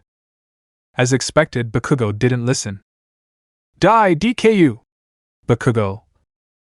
Against it, Izuku clapped his hands and countered it so the explosion would go sideways. His hands were hurting badly, but he barely could endure it thanks to Rimuru's gadgets. Bakugo also doesn't falter. He was about to attack with another explosion. But all of a sudden the walls and the ceiling cracked. What the? Bakugo. As Bakugo was about to back away, Izuku grabs his gloves, preventing Bakugo to move momentarily. That moment was all Izuku needed. He intended to trap Bakugo with rubble. TCH, like something as cheap as this is gonna stop me. Bakugo. Izuku raised his arms in order to protect himself as Bakugo was about to launch another explosion. But... Arg! Bakugo. The attack didn't come, why you ask? It was because a barrage of rubble started to swarm Bakugo. I'm here as well! Uraraka. What the hell? Where did you come from? Bakugo. During that lapse in awareness from Bakugo, Izuku went in to punch Bakugo. This is called teamwork, Kaken! Izuku. Bakugo couldn't react in time. Izuku was too fast for Bakugo. In a mere second, Bakugo was punched in his side, losing consciousness as he lands on the ground. With Bakugo out of commission, they only had Ida to face left. Uraraka-san, thanks for saving me there. If you hadn't gotten there on time, who knows if I would still have my hands? Izuku. It was you who put together the plan and did most of the work. It's the least I could do. Ehehe. Uraraka. Uraraka was slightly embarrassed by Izuku's praise, but they quickly moved on and faced Ida. As they arrive on the third floor, Ida's villainous mumbling echoed throughout the area. Whoa, the second floor was all tattered, but the third floor seems like it hasn't received any repercussions at all. As expected of you, Rimuru. Welcome, heroes. Fwahaha. I have been waiting for your arrival. Ida. Ida was surprised to see Izuku and Uraraka together. He immediately senses what happened. Bakugo was defeated and both of them are now planning to finish this. Isn't this too high of a hurdle? How am I supposed to win? Thought in earnest Ida, but nonetheless, he didn't complain. He saw Izuku's power before, which makes him warier of him. Alright, Bakugo. You did your best, now it's my turn. Heroes! Come at me! Fwahaha! Ida. Ida seemed like a madman. Uraraka almost let out a laugh but held it in. Truly, Ida was playing his role as a villain well. But contrary to his performance, Ida was immediately overwhelmed as Izuku was closing in on him before he noticed it. Oh crap, Ida. Sorry! Izuku. Ida immediately felt his side getting hit by one of Izuku's arms. While still conscious, Ida let out a well played as he faints. Izuku touches the bomb and immediately after All Might announces the winner. There you have it! Young Midoriya and young Uraraka have emerged victorious! Welcome back, you sure did put on a show. Rimuru. I wouldn't exactly call it putting on a show. Izuku. Rimuru walks over to a bandaged Izuku. He put his arms around Izuku's shoulders and says, Ha! Don't be modest, you did well! This showing made Izuku receive heavy envious stares. Both of them were unaware, but nonetheless, it had a positive effect on the mood of the people around them. The battles continued on, and as time passed on, the class was officially over. Great work, everyone, I could tell all of you were working hard. All Might. Yep, I sure did. Master. No comments. Well then, class is over. You guys can go ahead and head back to your classroom. All Might. As we were about to head to our classroom, Izuku suddenly collapsed in front of me. I caught him, but he seemed unconscious. Hey, is he alright? Izuku has fainted due to exhaustion. It seems like he overdid it earlier. Then why didn't he say anything? Izuku, my boy, there's no need to act tough unless there's a girl you like. I could totally understand. I was worried at first, but it seems like he'd be fine if he got some rest. Although my classmates don't know that yet. Midoriya? What's wrong? Ida. As expected, they were all concerned about him. Relax, he's just unconscious due to fatigue. If we get him some rest, he'll be fine. Hopefully, that calms them down a little. Holding Izuku in a princess carry is a bit cliché, so let's lay him in my lap for now. Of course, this wasn't just needless action. I did this so they wouldn't notice me heal him. He shouldn't have much pain now, but his stamina still needs to recover, so I'll have All Might carry him to the infirmary.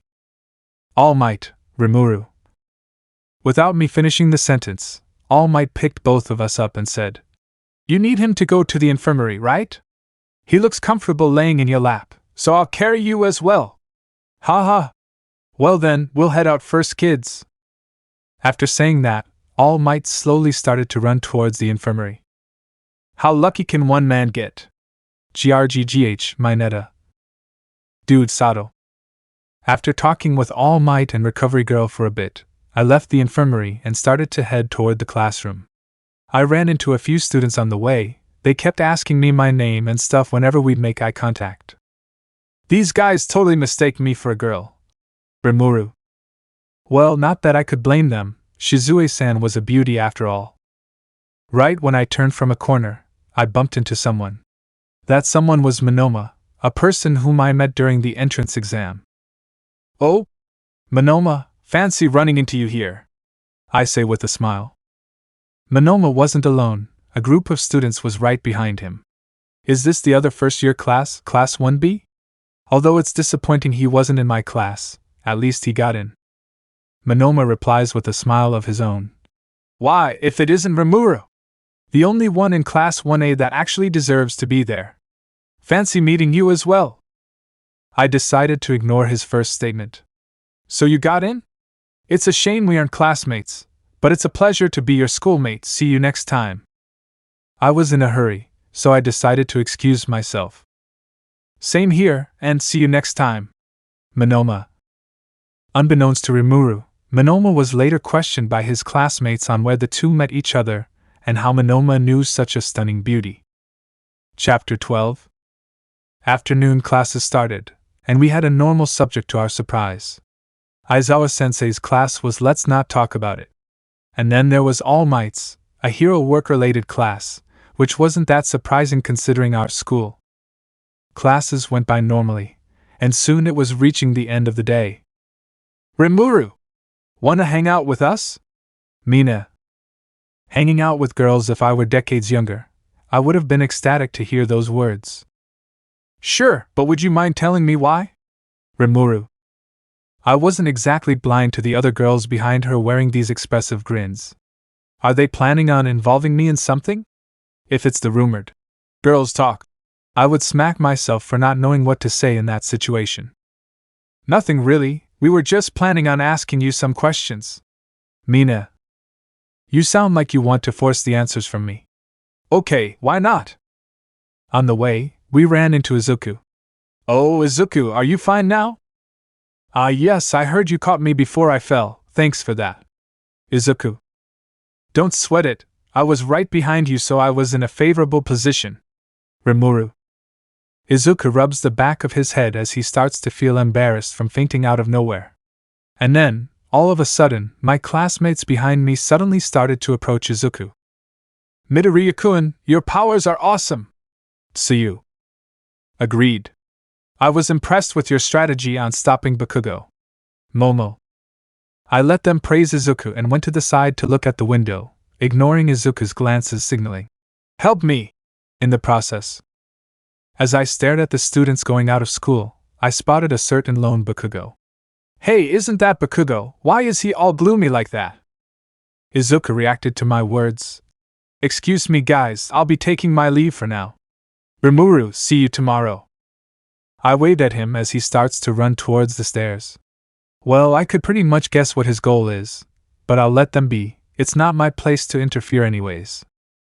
Why was he in a rush? Tsuyu. Beats me. For now, I could just leave it up to them to figure things out themselves.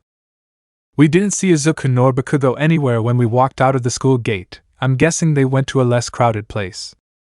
After a bit of a walk, we arrived at a mall. Wait, why a mall? I suddenly felt an ominous feeling of déjà vu, but I couldn't exactly pinpoint the root of that feeling. So, do you guys want to grab a bite first? Mina. I would love to. Let's eat, for now, I've been craving for a parfait. Uraraka. There it is again, those were harmless words, but they sent me dangerous signals. What do you mean by for now? As I tried to raise my desperate question, Momo cut my words in half with her own words. Guys, I've got a reservation. We could have gotten a better table had I had more time, sorry. Momo. Sorry, it was just a spur-of-the-moment decision. I'm still happy you guys are tagging along. Mina.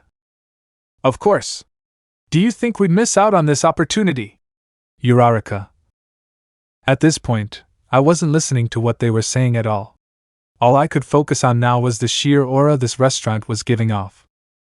I kept on staring at the sign that said, Grand Opening, 3rd Michelin Star Celebration. Not bothering to look at the accumulating stares at me, I reach out for my wallet and said in a bitterly low voice, I can't even afford a cup of water here. Rimuru.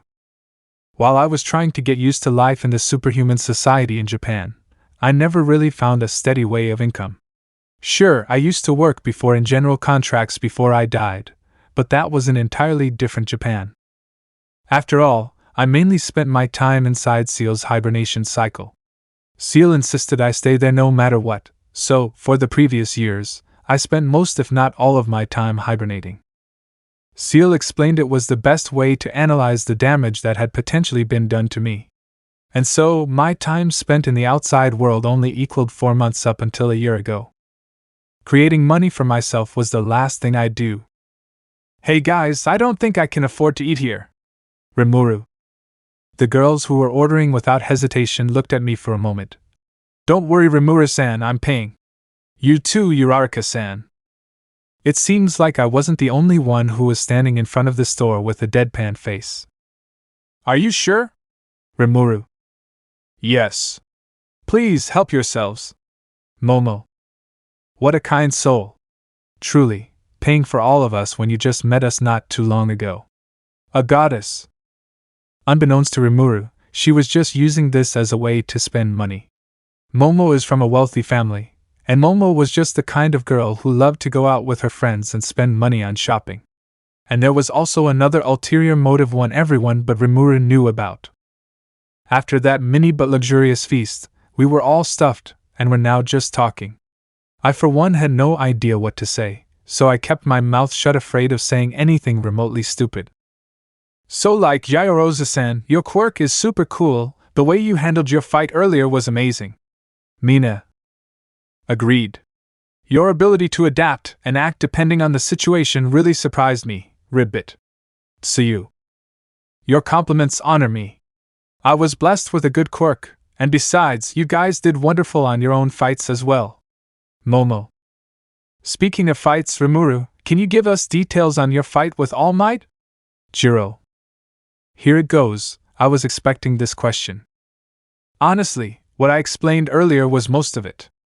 I used to be in an environment where observation was key. The way All Might went so roundabout with his approach and did not directly take me on was suspicious. Rimuru. A pair of gloves moved up and down. These gloves belong to another classmate, Hagakure-san. So you're the observant type, huh, Rimuru-kun? Well, if that's what you say so, then I'll believe you. Momo. Phew, thank God they bought that. As I was sighing in relief internally, Uraraka tapped my right shoulder and asked a question of her own.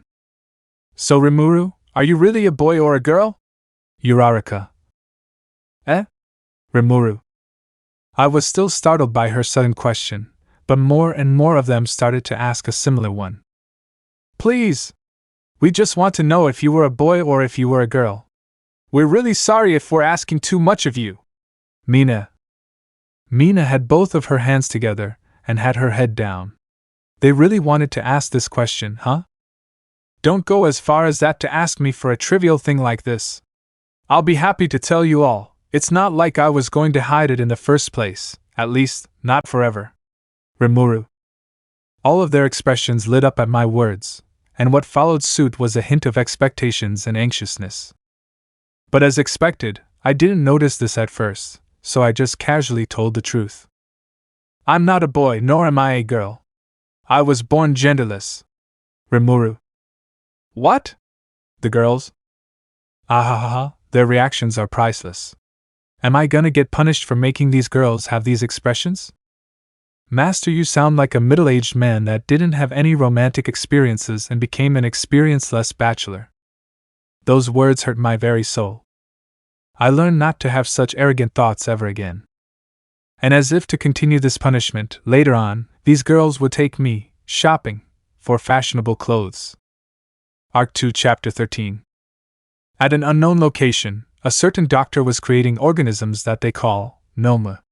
These were bioengineered using a mix of quirks ingrained into a single body, to put it in simple terms. The Hien Nomu is finally complete, all for one. All we need to do now is to test it. Doctor. Oh, right on time. I'm sure even All Might would have a tough time against this one. All for one. Ecstatic to hear All for One's approval, the doctor danced happily. However, All for One had more to say. I'm uncertain that this will be able to kill him. He's been doing more and more hero work as of late, to the point where I question if his injury was healed. The doctor immediately disagreed. Impossible. Unless there was a quirk that turned back time or a quirk that could heal injuries to that level. I've confirmed neither exists, All for One. It is as you say. No quirk out there could heal injuries like his. All for One. Then, what are you trying to say? Doctor. I have found another suitable body to turn into a Nomu. All of a sudden, Kurojiri appeared out of nowhere, and was holding what looked like a skeleton of a human. Don't be surprised, this human is not dead. His quirk mutated his appearance that his flesh and bones never developed. And his quirk is very amusing, synonymous to his appearance. All for one snickered. Necromancy is what I like to call it. He could control the nerves of other organisms so long as they don't resist. All for one's words made the doctor's eyes sparkle. Very fascinating. And what better way to find organisms that don't resist than ones that have already died? Their conversation truly described their personalities. But just as they were happily going over many ways they could make use of this body. Lord Rimuru, skeletal body. The soul of Adelman, one of Rimuru's 12 patrons back at the Cardinal World, took over this skeletal figure. On our way to school, a bunch of people were gathering at the front gates of UA. This is the worst possible timing for us to be going to school. I could spot Ida being interviewed by these people, but it seems like what Ida was saying isn't exactly what they wanted to hear. Ah, hey you! Reporter. Oh shit, I've been spotted. Yes? Rimuru. When I turned to look at him, the reporter seemed a bit taken back and suddenly straightened his necktie. Can you tell us what's All Might like as a teacher? Reporter. What he's like as a teacher, huh? I guess there are a few things I could say. I've only been to one of his classes so far, and it was about hero education. I'd say he's doing well as a teacher. Remuru. There was another thing I didn't say about All Might, since I was concerned that he'd be embarrassed if I spoke about it to the media. I'd say All Might is 80% a musclehead and 20% teacher material.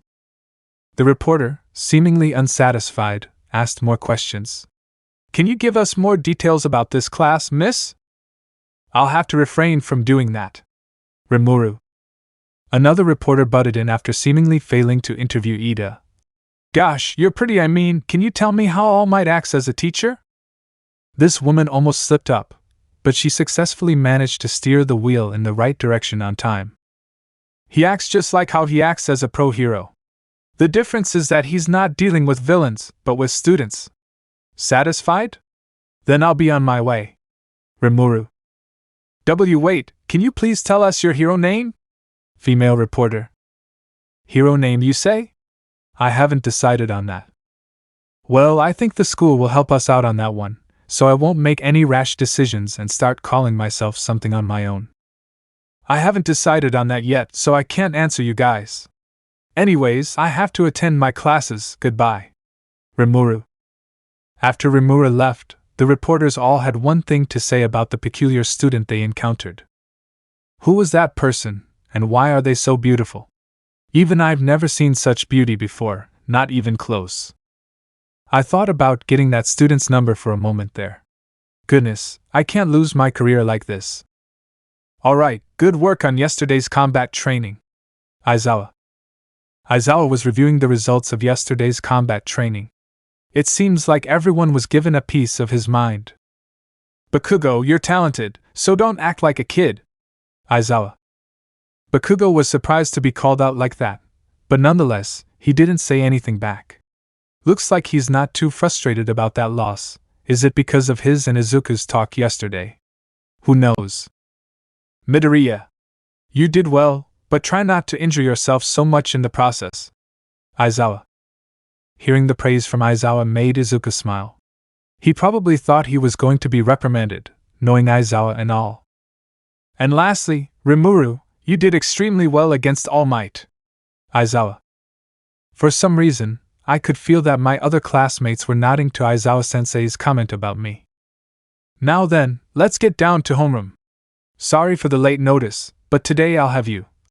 Aizawa. Take another special test? Was the collective thought of the students. Decide on a class representative. Aizawa. So it's a normal school activity. Also the collective thought of the students.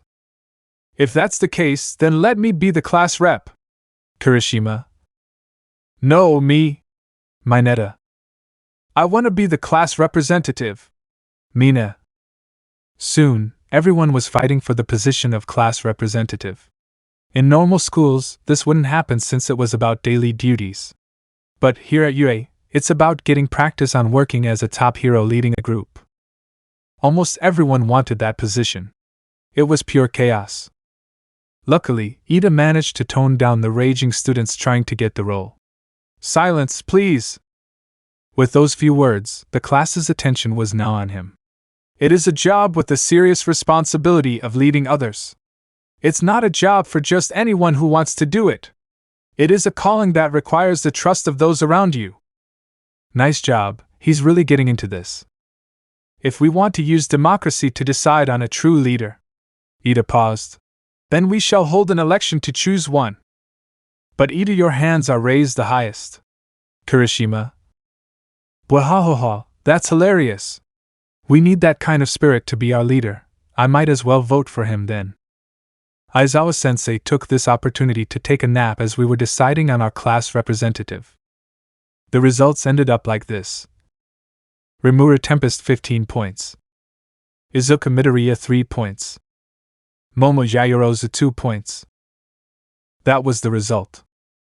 How did I end up with 15 votes? Hold on, why do I have so many votes? Rimuru. That's because you seem the most reliable one here, Rimuru. Izuku. I was not convinced. What did I do to make them trust me that much? Why not me? Bakugo. Dude, just look at the difference in personality. Zero.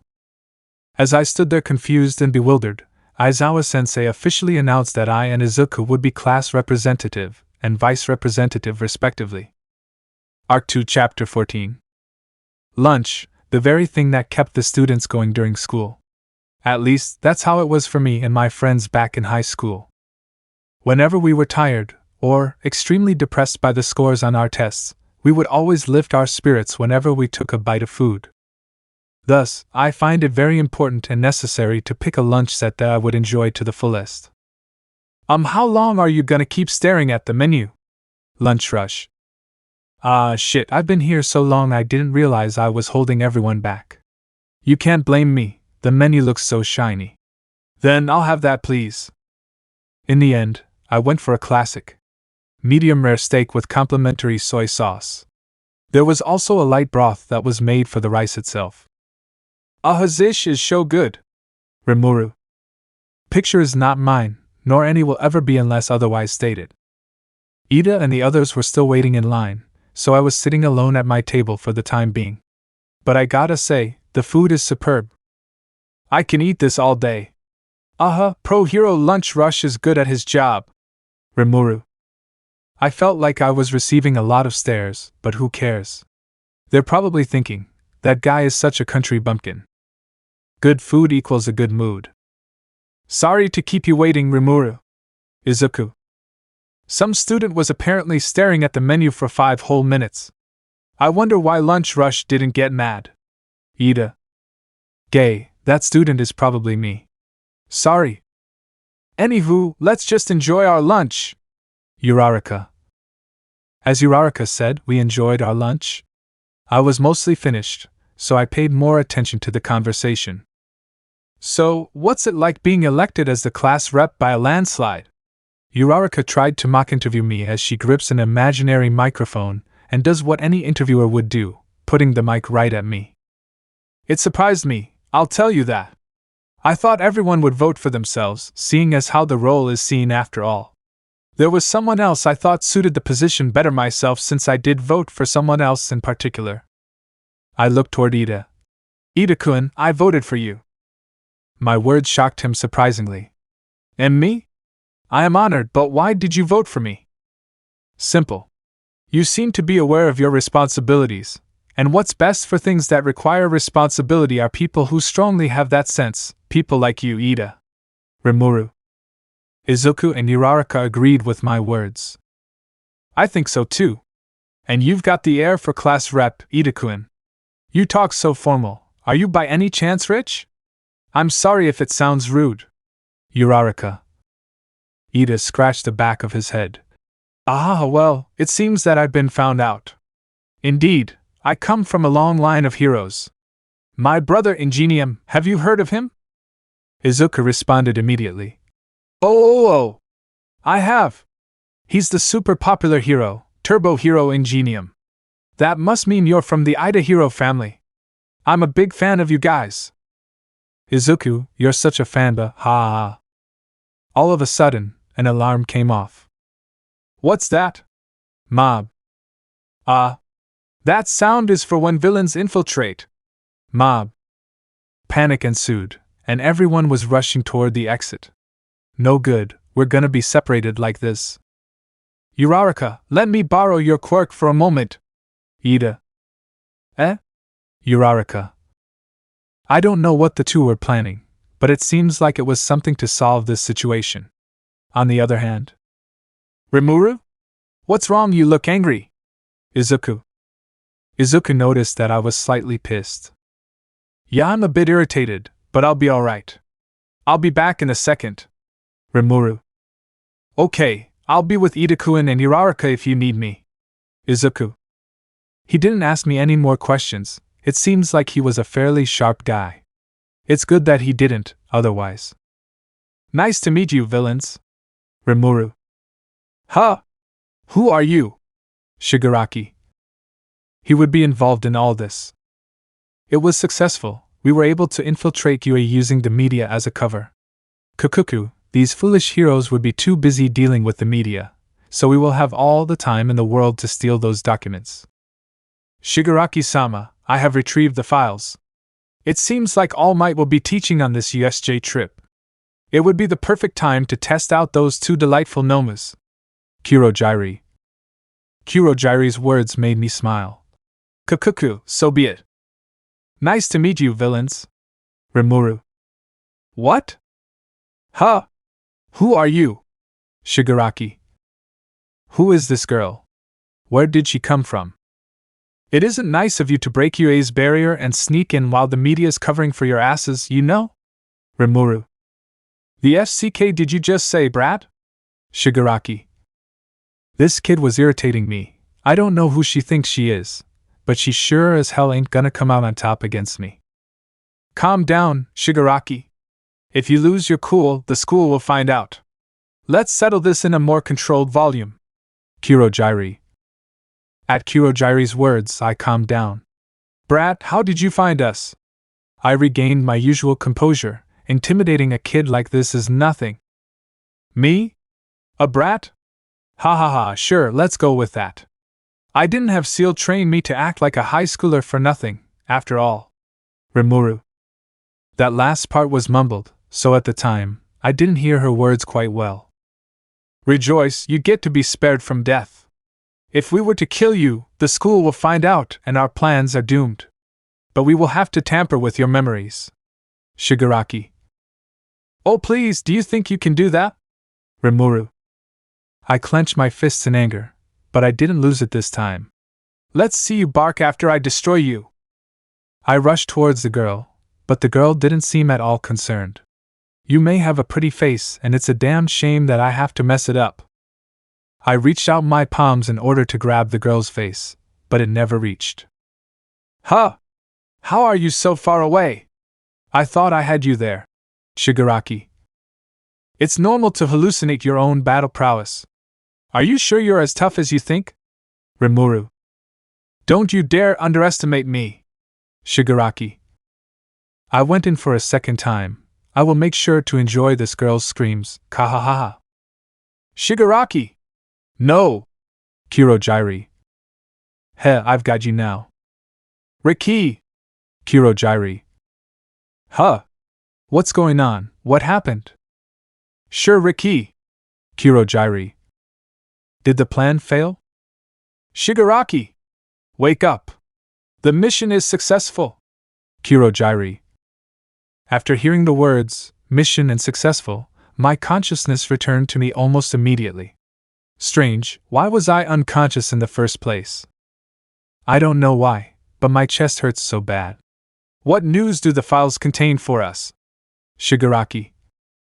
I could imagine Kurojairi grinning through his cloudy figure. This is it, we've confirmed that All Might will be teaching at the USJ. We will finally have the opportunity to confront him. His words made my body shiver in excitement. Kukuku, those two nomas the master prepared for us will be finally put to the test. I can't wait, All Might, your time is near. Shigaraki kept grinning, the thoughts he had when he was half unconscious fully gone from his mind. Unknowingly, this was the beginning of the downfall of him and his fellow villains. Arc 2, Chapter 15. After dealing with the villains who infiltrated UA during the confusion, I returned back inside the school building. Oh, there you are. Where have you been? Uraraka. Rimuru. I was immediately questioned by Uraraka as soon as I met eye to eye with her. I couldn't exactly tell her the truth, that would ruin my plan.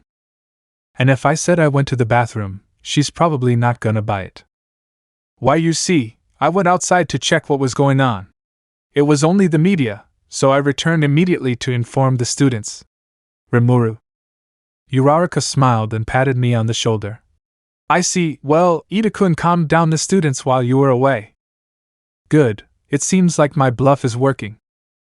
But still, how did the media get inside UA? There's a barrier that prevents unauthorized people from getting in, right? Uraraka. Izuku answered her question. We can't tell for sure, it's better to leave it to the teachers to figure out. You're right. Uraraka. Well, the real reason they got past the UA barrier was because of two certain villains. They sure did plan this out well. I'll talk to All Might and the rest of the teachers later about my plan for the villains, but for now, I'll let things calm down. I'm sure even All Might is troubled by this incident. In fact, I can see him out there talking to the media right now. So tell me, how did Ida calm down the students exactly? Rimuru. Now that we were all calm and relaxed, I decided to probe about that topic.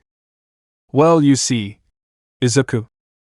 Rewind a little to a few minutes ago, Rimuru had just left in the opposite direction of the crowding students charging towards the exit. This is bad, what do we do? Earlier, I saw Rimuru making a face he never made before. Something's telling me that there's more to this than meets the eye. Midoriya, Uraraka, can I ask you to lend me your strength? I will do something about this mess. Ida suddenly asked us to lend him our strength while we were being pushed around by the stampeding students. I got it. What do you have in mind? Izuku. Ida seemed to have a plan, and I was going to help him with it if it could help with this situation. Okay. Uraraka. Uraraka also expressed her willingness to help. Great. I will get straight to the point. Uraraka, I need you to use your quirk on me. Midoriya, I need you to push me towards the exit. Ida. Uraraka nodded and immediately used her quirk on Ida. After that, Ida positioned himself to face the exit. After he gave me the okay, I used all my strength to push him towards the exit. He arrived ahead of the students in no time. He grabbed the tube above him and barely balanced his feet above at the edge of the door. Listen up, everyone! Ida yelled in a loud voice. We all need to calm down. There are no villains inside the school, it is just the media. There is absolutely nothing to worry about. Everything's fine, we're UA students, we need to remain calm and prove we're the best of the best. Ida. What once was a noisy, stampeding crowd of students slowly calmed down and looked at Ida. Some students started to clap and cheer for Ida, while others were remaining vigilant. Good, it seems like the students have calmed down. Ida's figure reminded me of a competent leader. I started to think he deserved the position of class rep at that time. So yeah, that's how Ida managed to calm the students down. Izuku. Amazing, you acted very well, Ida. That's a pro hero if you asked me. Rimuru. I'm honored to hear that from you. I believe I only acted what was right and expected of me. Ida is right. He had been raised in a family of heroes, so he would naturally have the blood and mindset of one. I stood up. I think Ida deserves my position more. Ida, why don't you take the role of vice rep? I don't think I suited at all. But you, on the other hand, were quick to think and act according to the situation. I wouldn't be happier to have someone like you have a position like mine. Izuku. Ida seemed moved by my words, and Rimuru also supported me as well. Izuku's right, Ida. I wasn't here to witness it, but I trust Izuku's words as my own. So, why don't you take class representative instead? I would be fine with vice rep, and besides, I voted for you during the election, ha ha. Rimuru. Rimuru's charisma really carried on strong. Ida was smiling a lot. Truly, it's great to have a best friend like that. I don't know what to say to you all. Ida was speechless. But if you truly want me to have that position, then I will be glad to take it with pride and utmost responsibility. Rimuru seemed satisfied with Ida's words. Wonderful. I'll come with you to convince the class since it would be unfair if we decided it all on our own. Then I'll help too. If I can help at all. Uraraka. In the end, it didn't take much convincing at all. Everyone from our class saw Ida rise up at that moment and was impressed. All Might, I have something important to tell you. And to the rest of the teachers too. Rimuru. After classes had ended, I approached All Might as he was surprised to see me. He was at the teacher's lounge, so it was relatively easy to find him. I had no problem barging in here because I have a good reason to. I got curious stares, but I wasn't one to cower. When the media had all of your attention earlier, I noticed 2 villains sneak in and steal documents.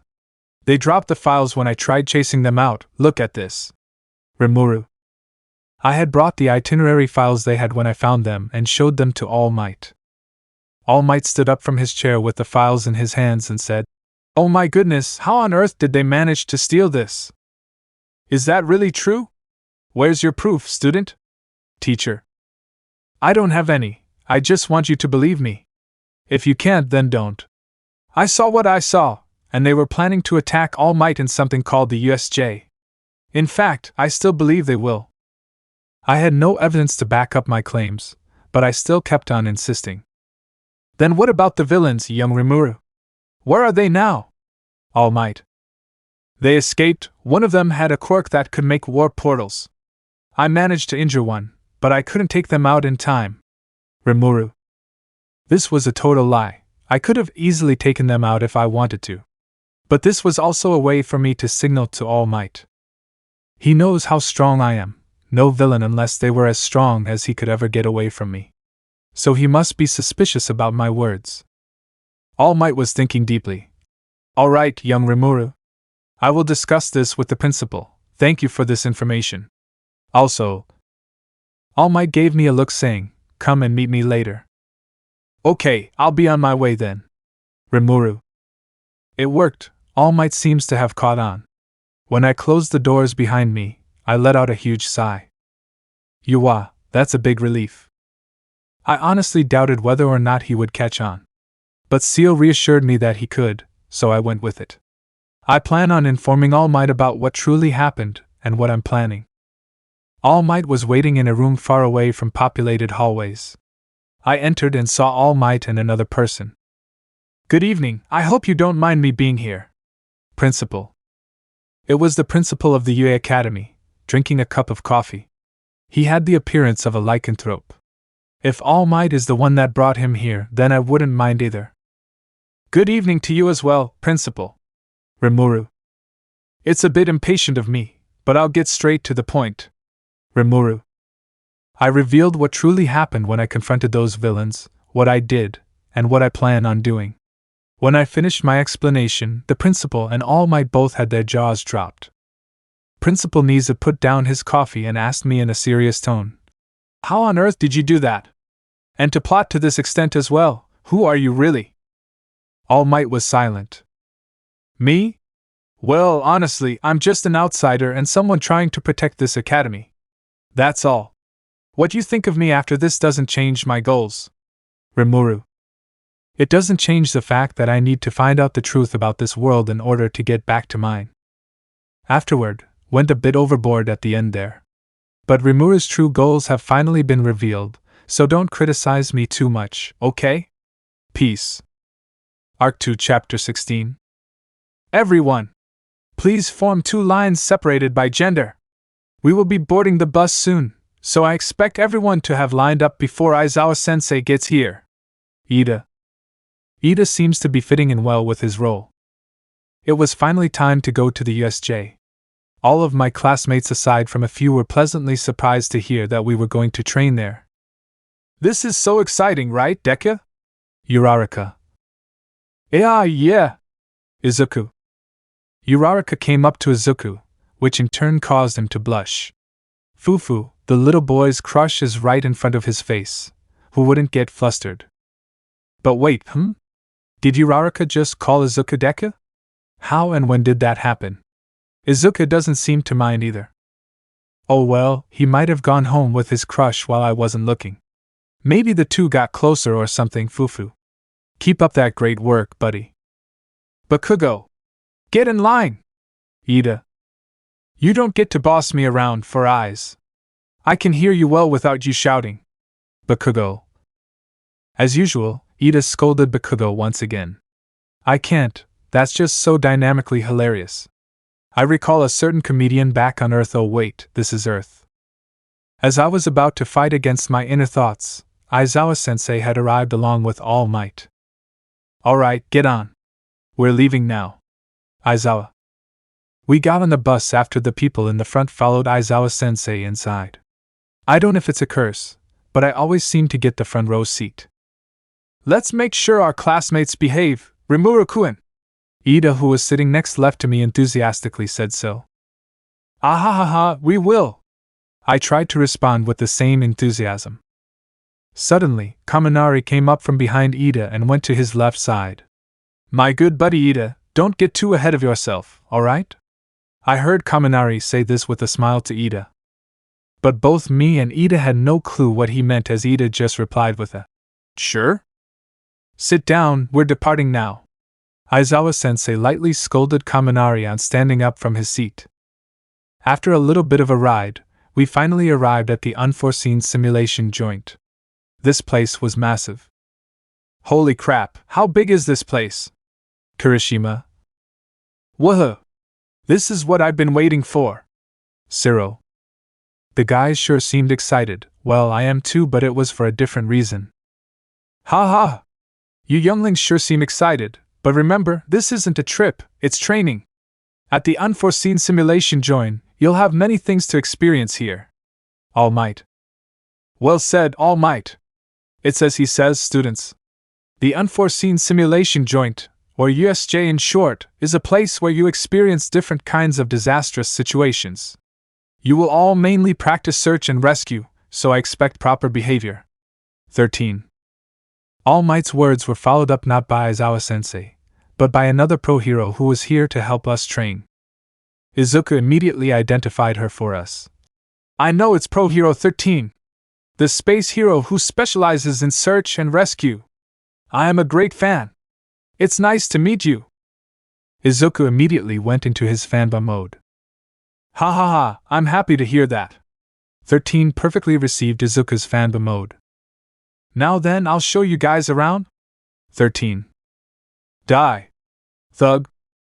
Out of nowhere, a villain suddenly showed up. It tried to attack 13, but All Might was quick to react and dispatched the thug-looking villain immediately. 13 was bewildered. What was that? Where did that guy come from? All Might and Aizawa-sensei already knew this would happen, so they were keeping a specifically close eye on our surroundings. I suspect from there. Aizawa.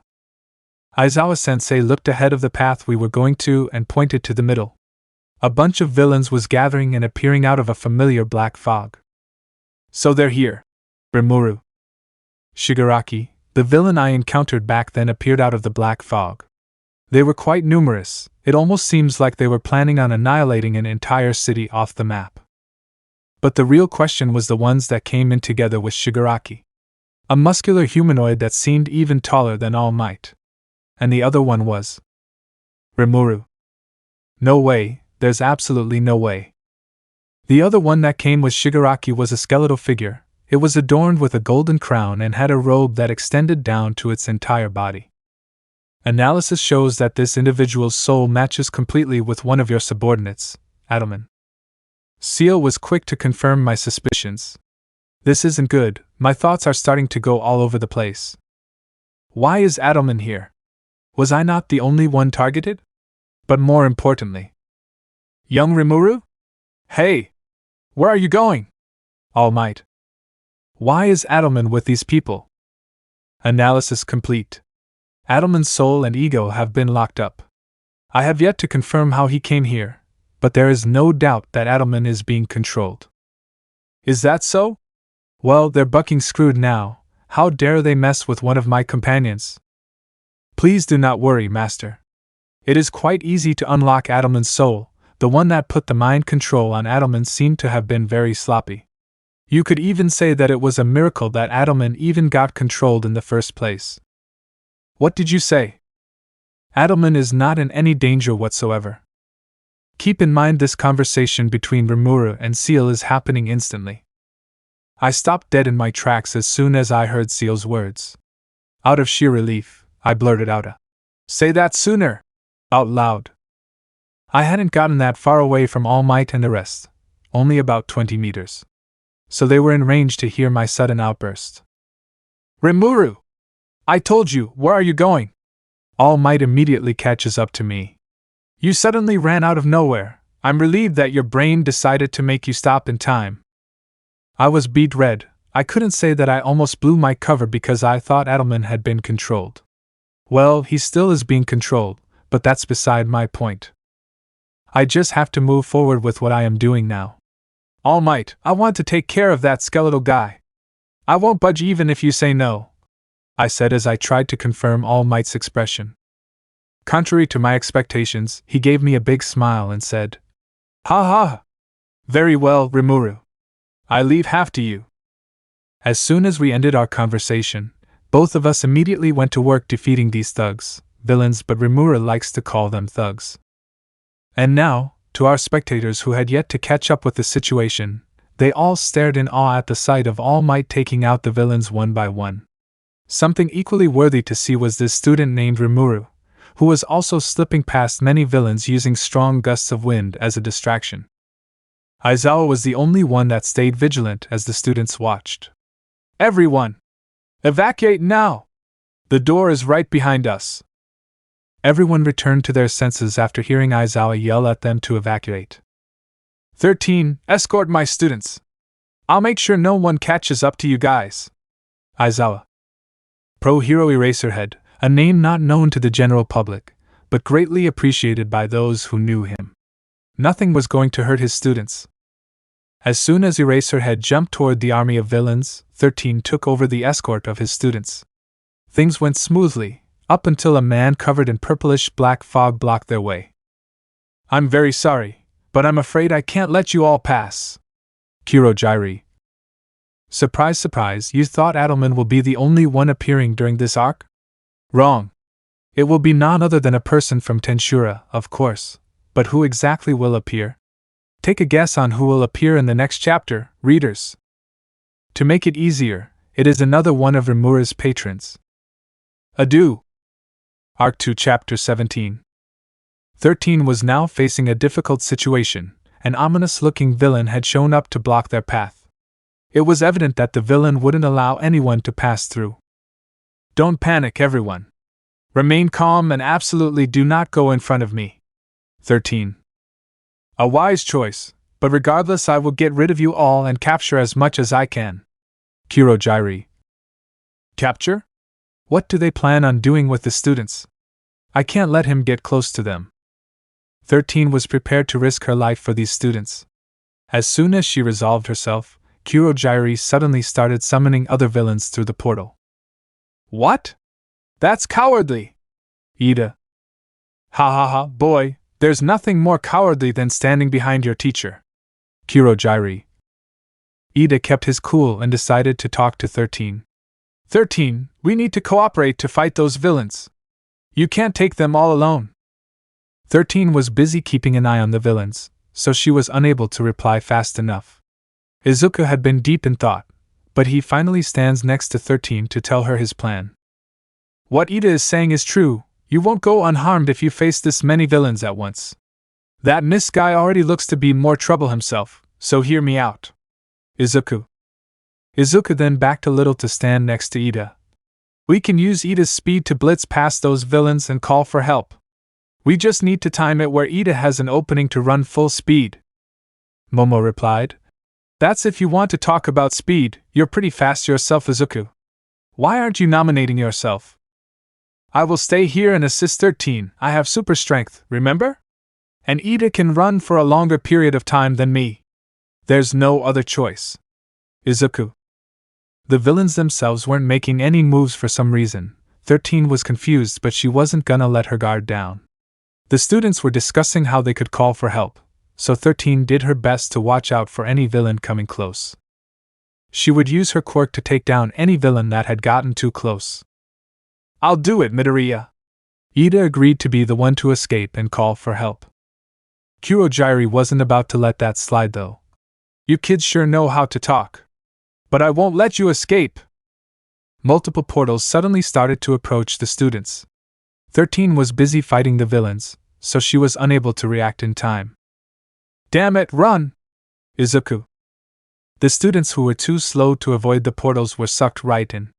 A few managed to dodge, but they were still being chased by these portals. "TCH, 4 eyes! I'll clear a path!" Explosion! Bakugo, who has high in the air, propelled himself using his explosions to clear the villains who were blocking Ida's way. Bakugo cleared out a few villains, but it wasn't nearly enough to give Ida a clear path. But that wasn't about to stop Ida from running through. Burst! Ida's speed increased exponentially as he uses Burst, and blitzed right through every villain that was in the way. Kurogiri panicked. "No, you don't!" Kurogiri tried to send multiple portals to block Ida. Ida was about to be sucked into the portal, but... "Keep running, Ida!" Izuku was able to take the one that was the closest to hitting Ida. Ida looked shocked for a moment, but he didn't stop his momentum and kept running. "I swear I'll get help!" Ida. By a hair's breadth, Ida was able to successfully escape the onslaught of villains and managed to get outside. Ida noticed something out of the corner of his eye. It was only just a glimpse, so he wasn't sure if what he saw was right. "Get your grip, Tenya Ida! Right now, your priority is to call for help from Yue. This is no time to be getting distracted by a humongous stag beetle." 13, however, was dreading the fact that quite a good number of students had gotten sucked into the portals. "Guys!" Todoroki was one of the few students we weren't sucked into the portal. He was taking out a few villains that rushed to him. "I can see someone from here. It seems like our classmates were just scattered throughout the building." Todoroki had built an ice ramp to escape a few onslaughts temporarily, during which he caught a glimpse of Tsuyu down at the water section of the arena. "Someone tell Aizawa or All Might that news!" 13. The closest one to the stairs was Bakugo. "Go do it!" Todoroki. Bakugo hated being told what to do, but he wasn't stupid as to say no to that in this situation. "Don't tell me what to do, half and half!" While yelling words that should not normally be screamed out, Bakugo started to head down to where All Might and Aizawa are. "All Might! Aizawa-sensei! Our classmates have been scattered throughout the whole place. They might be facing villains right now." Bakugo. It was impressive how Bakugo didn't use any single word of insult during that little saying. But nonetheless, All Might and Aizawa had gotten the message. "TCH, All Might, do you mind if you take all of these guys on?" Aizawa. The villains had gone all out on this plan. The sheer number of villains could rival an army. But All Might didn't have his injuries anymore, so he wasn't limited as All Might as before. "Ha! Leave them to me, Eraserhead. I'll let them know not to mess with my students. Detroit Smash!" All Might. Several dozens of villains were knocked out from the one attack from All Might. He was keeping up this level of strength the whole time throughout the fight. It goes to show how many villains there really were. No one would doubt if the reason for this was All Might, since even All Might was supremely infamous amongst villains. "Thanks. Bakugo, make sure no one gets past All Might. Do you understand?" Aizawa. Bakugo smirked. "Yeah. I'll make sure none of these extras sneak past him." "Good." Aizawa. Saying that, Aizawa made a run toward the students he knew would be there. "Rimuru, I hope you're not doing anything too reckless." Adelman was one of Rimuru's patrons. A being that served Rimuru back in their world as he would to a god. Along with Diablo, Adelman was known for his over-the-top speeches when Rimuru would come up as a subject of conversation. And yet, he was now being controlled, or at least, that's what it seemed like. Rimuru had been fighting Adelman as soon as they had gotten in closer in distance. Rimuru didn't have a difficult time shielding himself from Adelman's attacks, as it was easily consumed by soul consumption. And yet, Adelman showed no signs of reacting to this. There were no signs of emotion such as frustration or surprise. It appeared as if Adelman wasn't awake, but his body was moving. I have finished dismantling the control that was on Adelman's body. Seal had apparently finished her job, but why is he still fighting me? Adelman didn't show any different signs. He's still launching attacks at me like before. It would appear that the control had only been applied to his physical form. Adelman's soul is damaged, but it's unclear what caused it. So wait, Adelman's only moving because someone is making his body too? That's great news in itself, but the bad news is that his soul is damaged. I wasn't about to let that information slide. It was time to investigate what truly happened to Adelman. Rimuru had only been receiving Adelman's attacks up until now, but as soon as Rimuru went to attack, the battle was immediately decided. To make sure no one sees what I'm gonna do, I erected an anti-detection barrier that only had me and Adelman in range. Rimuru went behind Adelman and grabbed the back of his skull. Sorry, Adelman, this is gonna be rough, but I need to find out what happened to you. Arc 2 Chapter 17.5. You can't be serious? Diablo! What happened to Rimuru-sama? Benimaru. The minute after Rimuru disappeared, Diablo and Cheyenne retreated back to Tempest as soon as possible. Both Cheyenne and Diablo had unpleasant expressions all over their faces. Mizari, who was still on the other side of the gate, had no idea what had happened. As soon as Diablo crossed the gate, he immediately showed his hostility. What the buck did you do to Rimuru-sama? Diablo. I don't know what you're talking about. Mizari. Diablo was calm, but his anger worsened as dangerous amounts of aura continuously leaked from him. Don't screw with me. What did you do to Rimuru-sama? Where is he? Wait, calm down, Diablo! What's going on? Ramiris. Ramiris, who had been behind Rimuru and Co, was confused at Diablo's sudden anger. Although unwilling, Diablo responded to Ramiris. Rimuru-sama suddenly disappeared before our very eyes the moment we crossed that gate. I will ask you again, Primordial Green, what did you do? Lord Rimuru's presence, I can't feel it, even if I try my hardest. It's like he's not in this world. Cheyenne. What, Ramiris? Cheyenne wasn't the only one that felt like this. Soon enough, Rimuru's closest subordinates immediately rushed here, the last location where they knew Rimuru was. Benimaru was the first to come in, screaming in the process. Rimuru-sama! What happened? Why can't I sense him? Followed up by Adelman, Kamara, Zijin, Apito, and the Demonist trio. Many more were bound to come since every last subject of Rimuru had also experienced the feeling of their connection with their lord snapping in half. This is getting out of hand, what do I do? Ramiris. Diablo! Explain what's going on. Why can't we sense Rimuru-sama? Zijin. Without turning to look at the people who had gathered, Diablo repeated his words. Rimuru-sama disappeared the moment we crossed that gate. I am currently questioning Mizari, the one who summoned that very gate. Diablo looked ready to resort to violence, while Mizari was just confused and afraid. Yes, Mizari was afraid. Diablo alone couldn't have been worse, but now with multiple awakened demon lord level individuals gradually focusing their malice on her, anyone would naturally feel fear. Wait! Don't you think you're being a little too hasty? Rimuru could have just gone somewhere, why you know. Ramiris. Ramiris was about to cry as Diablo focused his attention on her. I have absolute confidence of knowing where our lord is, but now that you say so. Diablo's anger seemed to have gone down a little bit. If Rimuru-sama wanted to hide from us, none of us would be able to find him. Diablo began to sink in his thoughts. But the others weren't convinced. I don't understand, Rimuru-sama was headed for Walpurgis, why would he disappear? Shuna. Quahahaha. What's got you all so uptight? Oh, this place is a mess. Veldora. Veldora, one of Rimuru's closest friends, showed up out of nowhere. But that wasn't what caught them off guard, but because he had a relaxed attitude, almost as if he doesn't know what had happened to Rimuru. "Gay Ramiris, care to explain what happened here?" Veldora. "Eh? You're asking me?" Ramiris found it difficult to tell Veldora what the situation was, severely wanting to avoid making Veldora angry. Ramiris was sweating.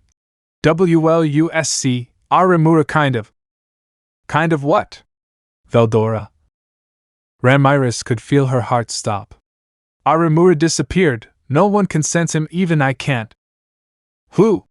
Veldora frowned his eyes, which in turn made everyone brace for what was about to happen. "But I can sense Rimuru though. It looks like he's in a different world." "Wait. That guy? He went to a different world? Without telling me?" Veldora. Veldora had an outburst, just as they expected. But not for the reason they expected. "What?" was everyone's collective response. "I see, I get it now. It would appear that our master has been targeted." Diablo. Diablo made his own conclusions after giving much effort and time to figuring out what had happened. He accelerated his thoughts to the max, after all. "Diablo, could you care to elaborate?" Benimaru. "Sure." Before explaining, Diablo came to Mizari to offer his utmost apologies. "Now then, I did sense something odd during our transfer to the northern continent using this gate. I had thought that was just the barrier's resistance, but when we got there the barrier was already broken." "The barrier was broken? I have a hard time believing that Velgrynd made it after all." Ramiris. "Precisely. If it wasn't the barrier, then what could it have been? Truth be told, even I am impressed by the level of planning behind this attack. They used an space-time attributed attack on Rimuru-sama. How vexing." Diablo. Shina was quick to catch on. "Wait, so are you saying that during that small fragment of time you guys were in the space linked from here to there, something attacked Lord Rimuru?" Diablo's devilish smile deepened. "Precisely. Rimuru-sama is not in this world, that is why I cannot feel his presence as confident as we are in that." "But what if Rimuru-sama's in danger? Shouldn't we help him?" Adelman. "Yeah, Diablo. Do you have a way to reach our master?" Carrera. I do not. But Veldora-sama might have a way." Diablo. Hearing Diablo's words, Veldora snapped back to reality. "Oh, that's right. I can just come to him." Diablo panicked for a moment as Veldora immediately wanted to go to where Rimuru was. "Veldora-sama, please wait a moment. Is it possible for you to bring along another person?" "I think I can. It will be difficult, things might go wrong." Veldora. "I see." Diablo's smile deepened. "Then, who wants to come with?" "So you guys came here of your own free will? Why would you do that, for God's sake?" Once I had a skim through Adelman's memories, some parts of his memories showed what happened after I had disappeared. It seemed like Diablo was extremely pissed the whole time I was viewing his memory.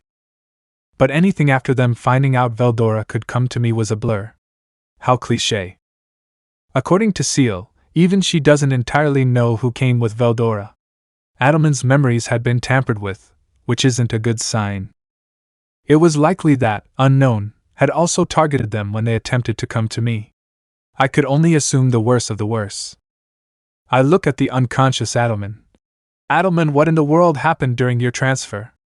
Rimuru.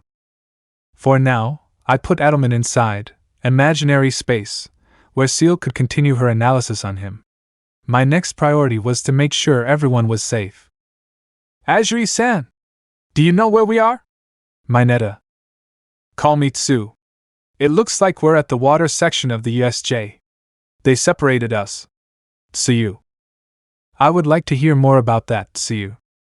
Let me know in the comments below if you guys want the next part. Also check out my other video that has been shown and left. Thank you for watching. If you enjoyed this video, please like and share this video. And have a fantastic day. Bye.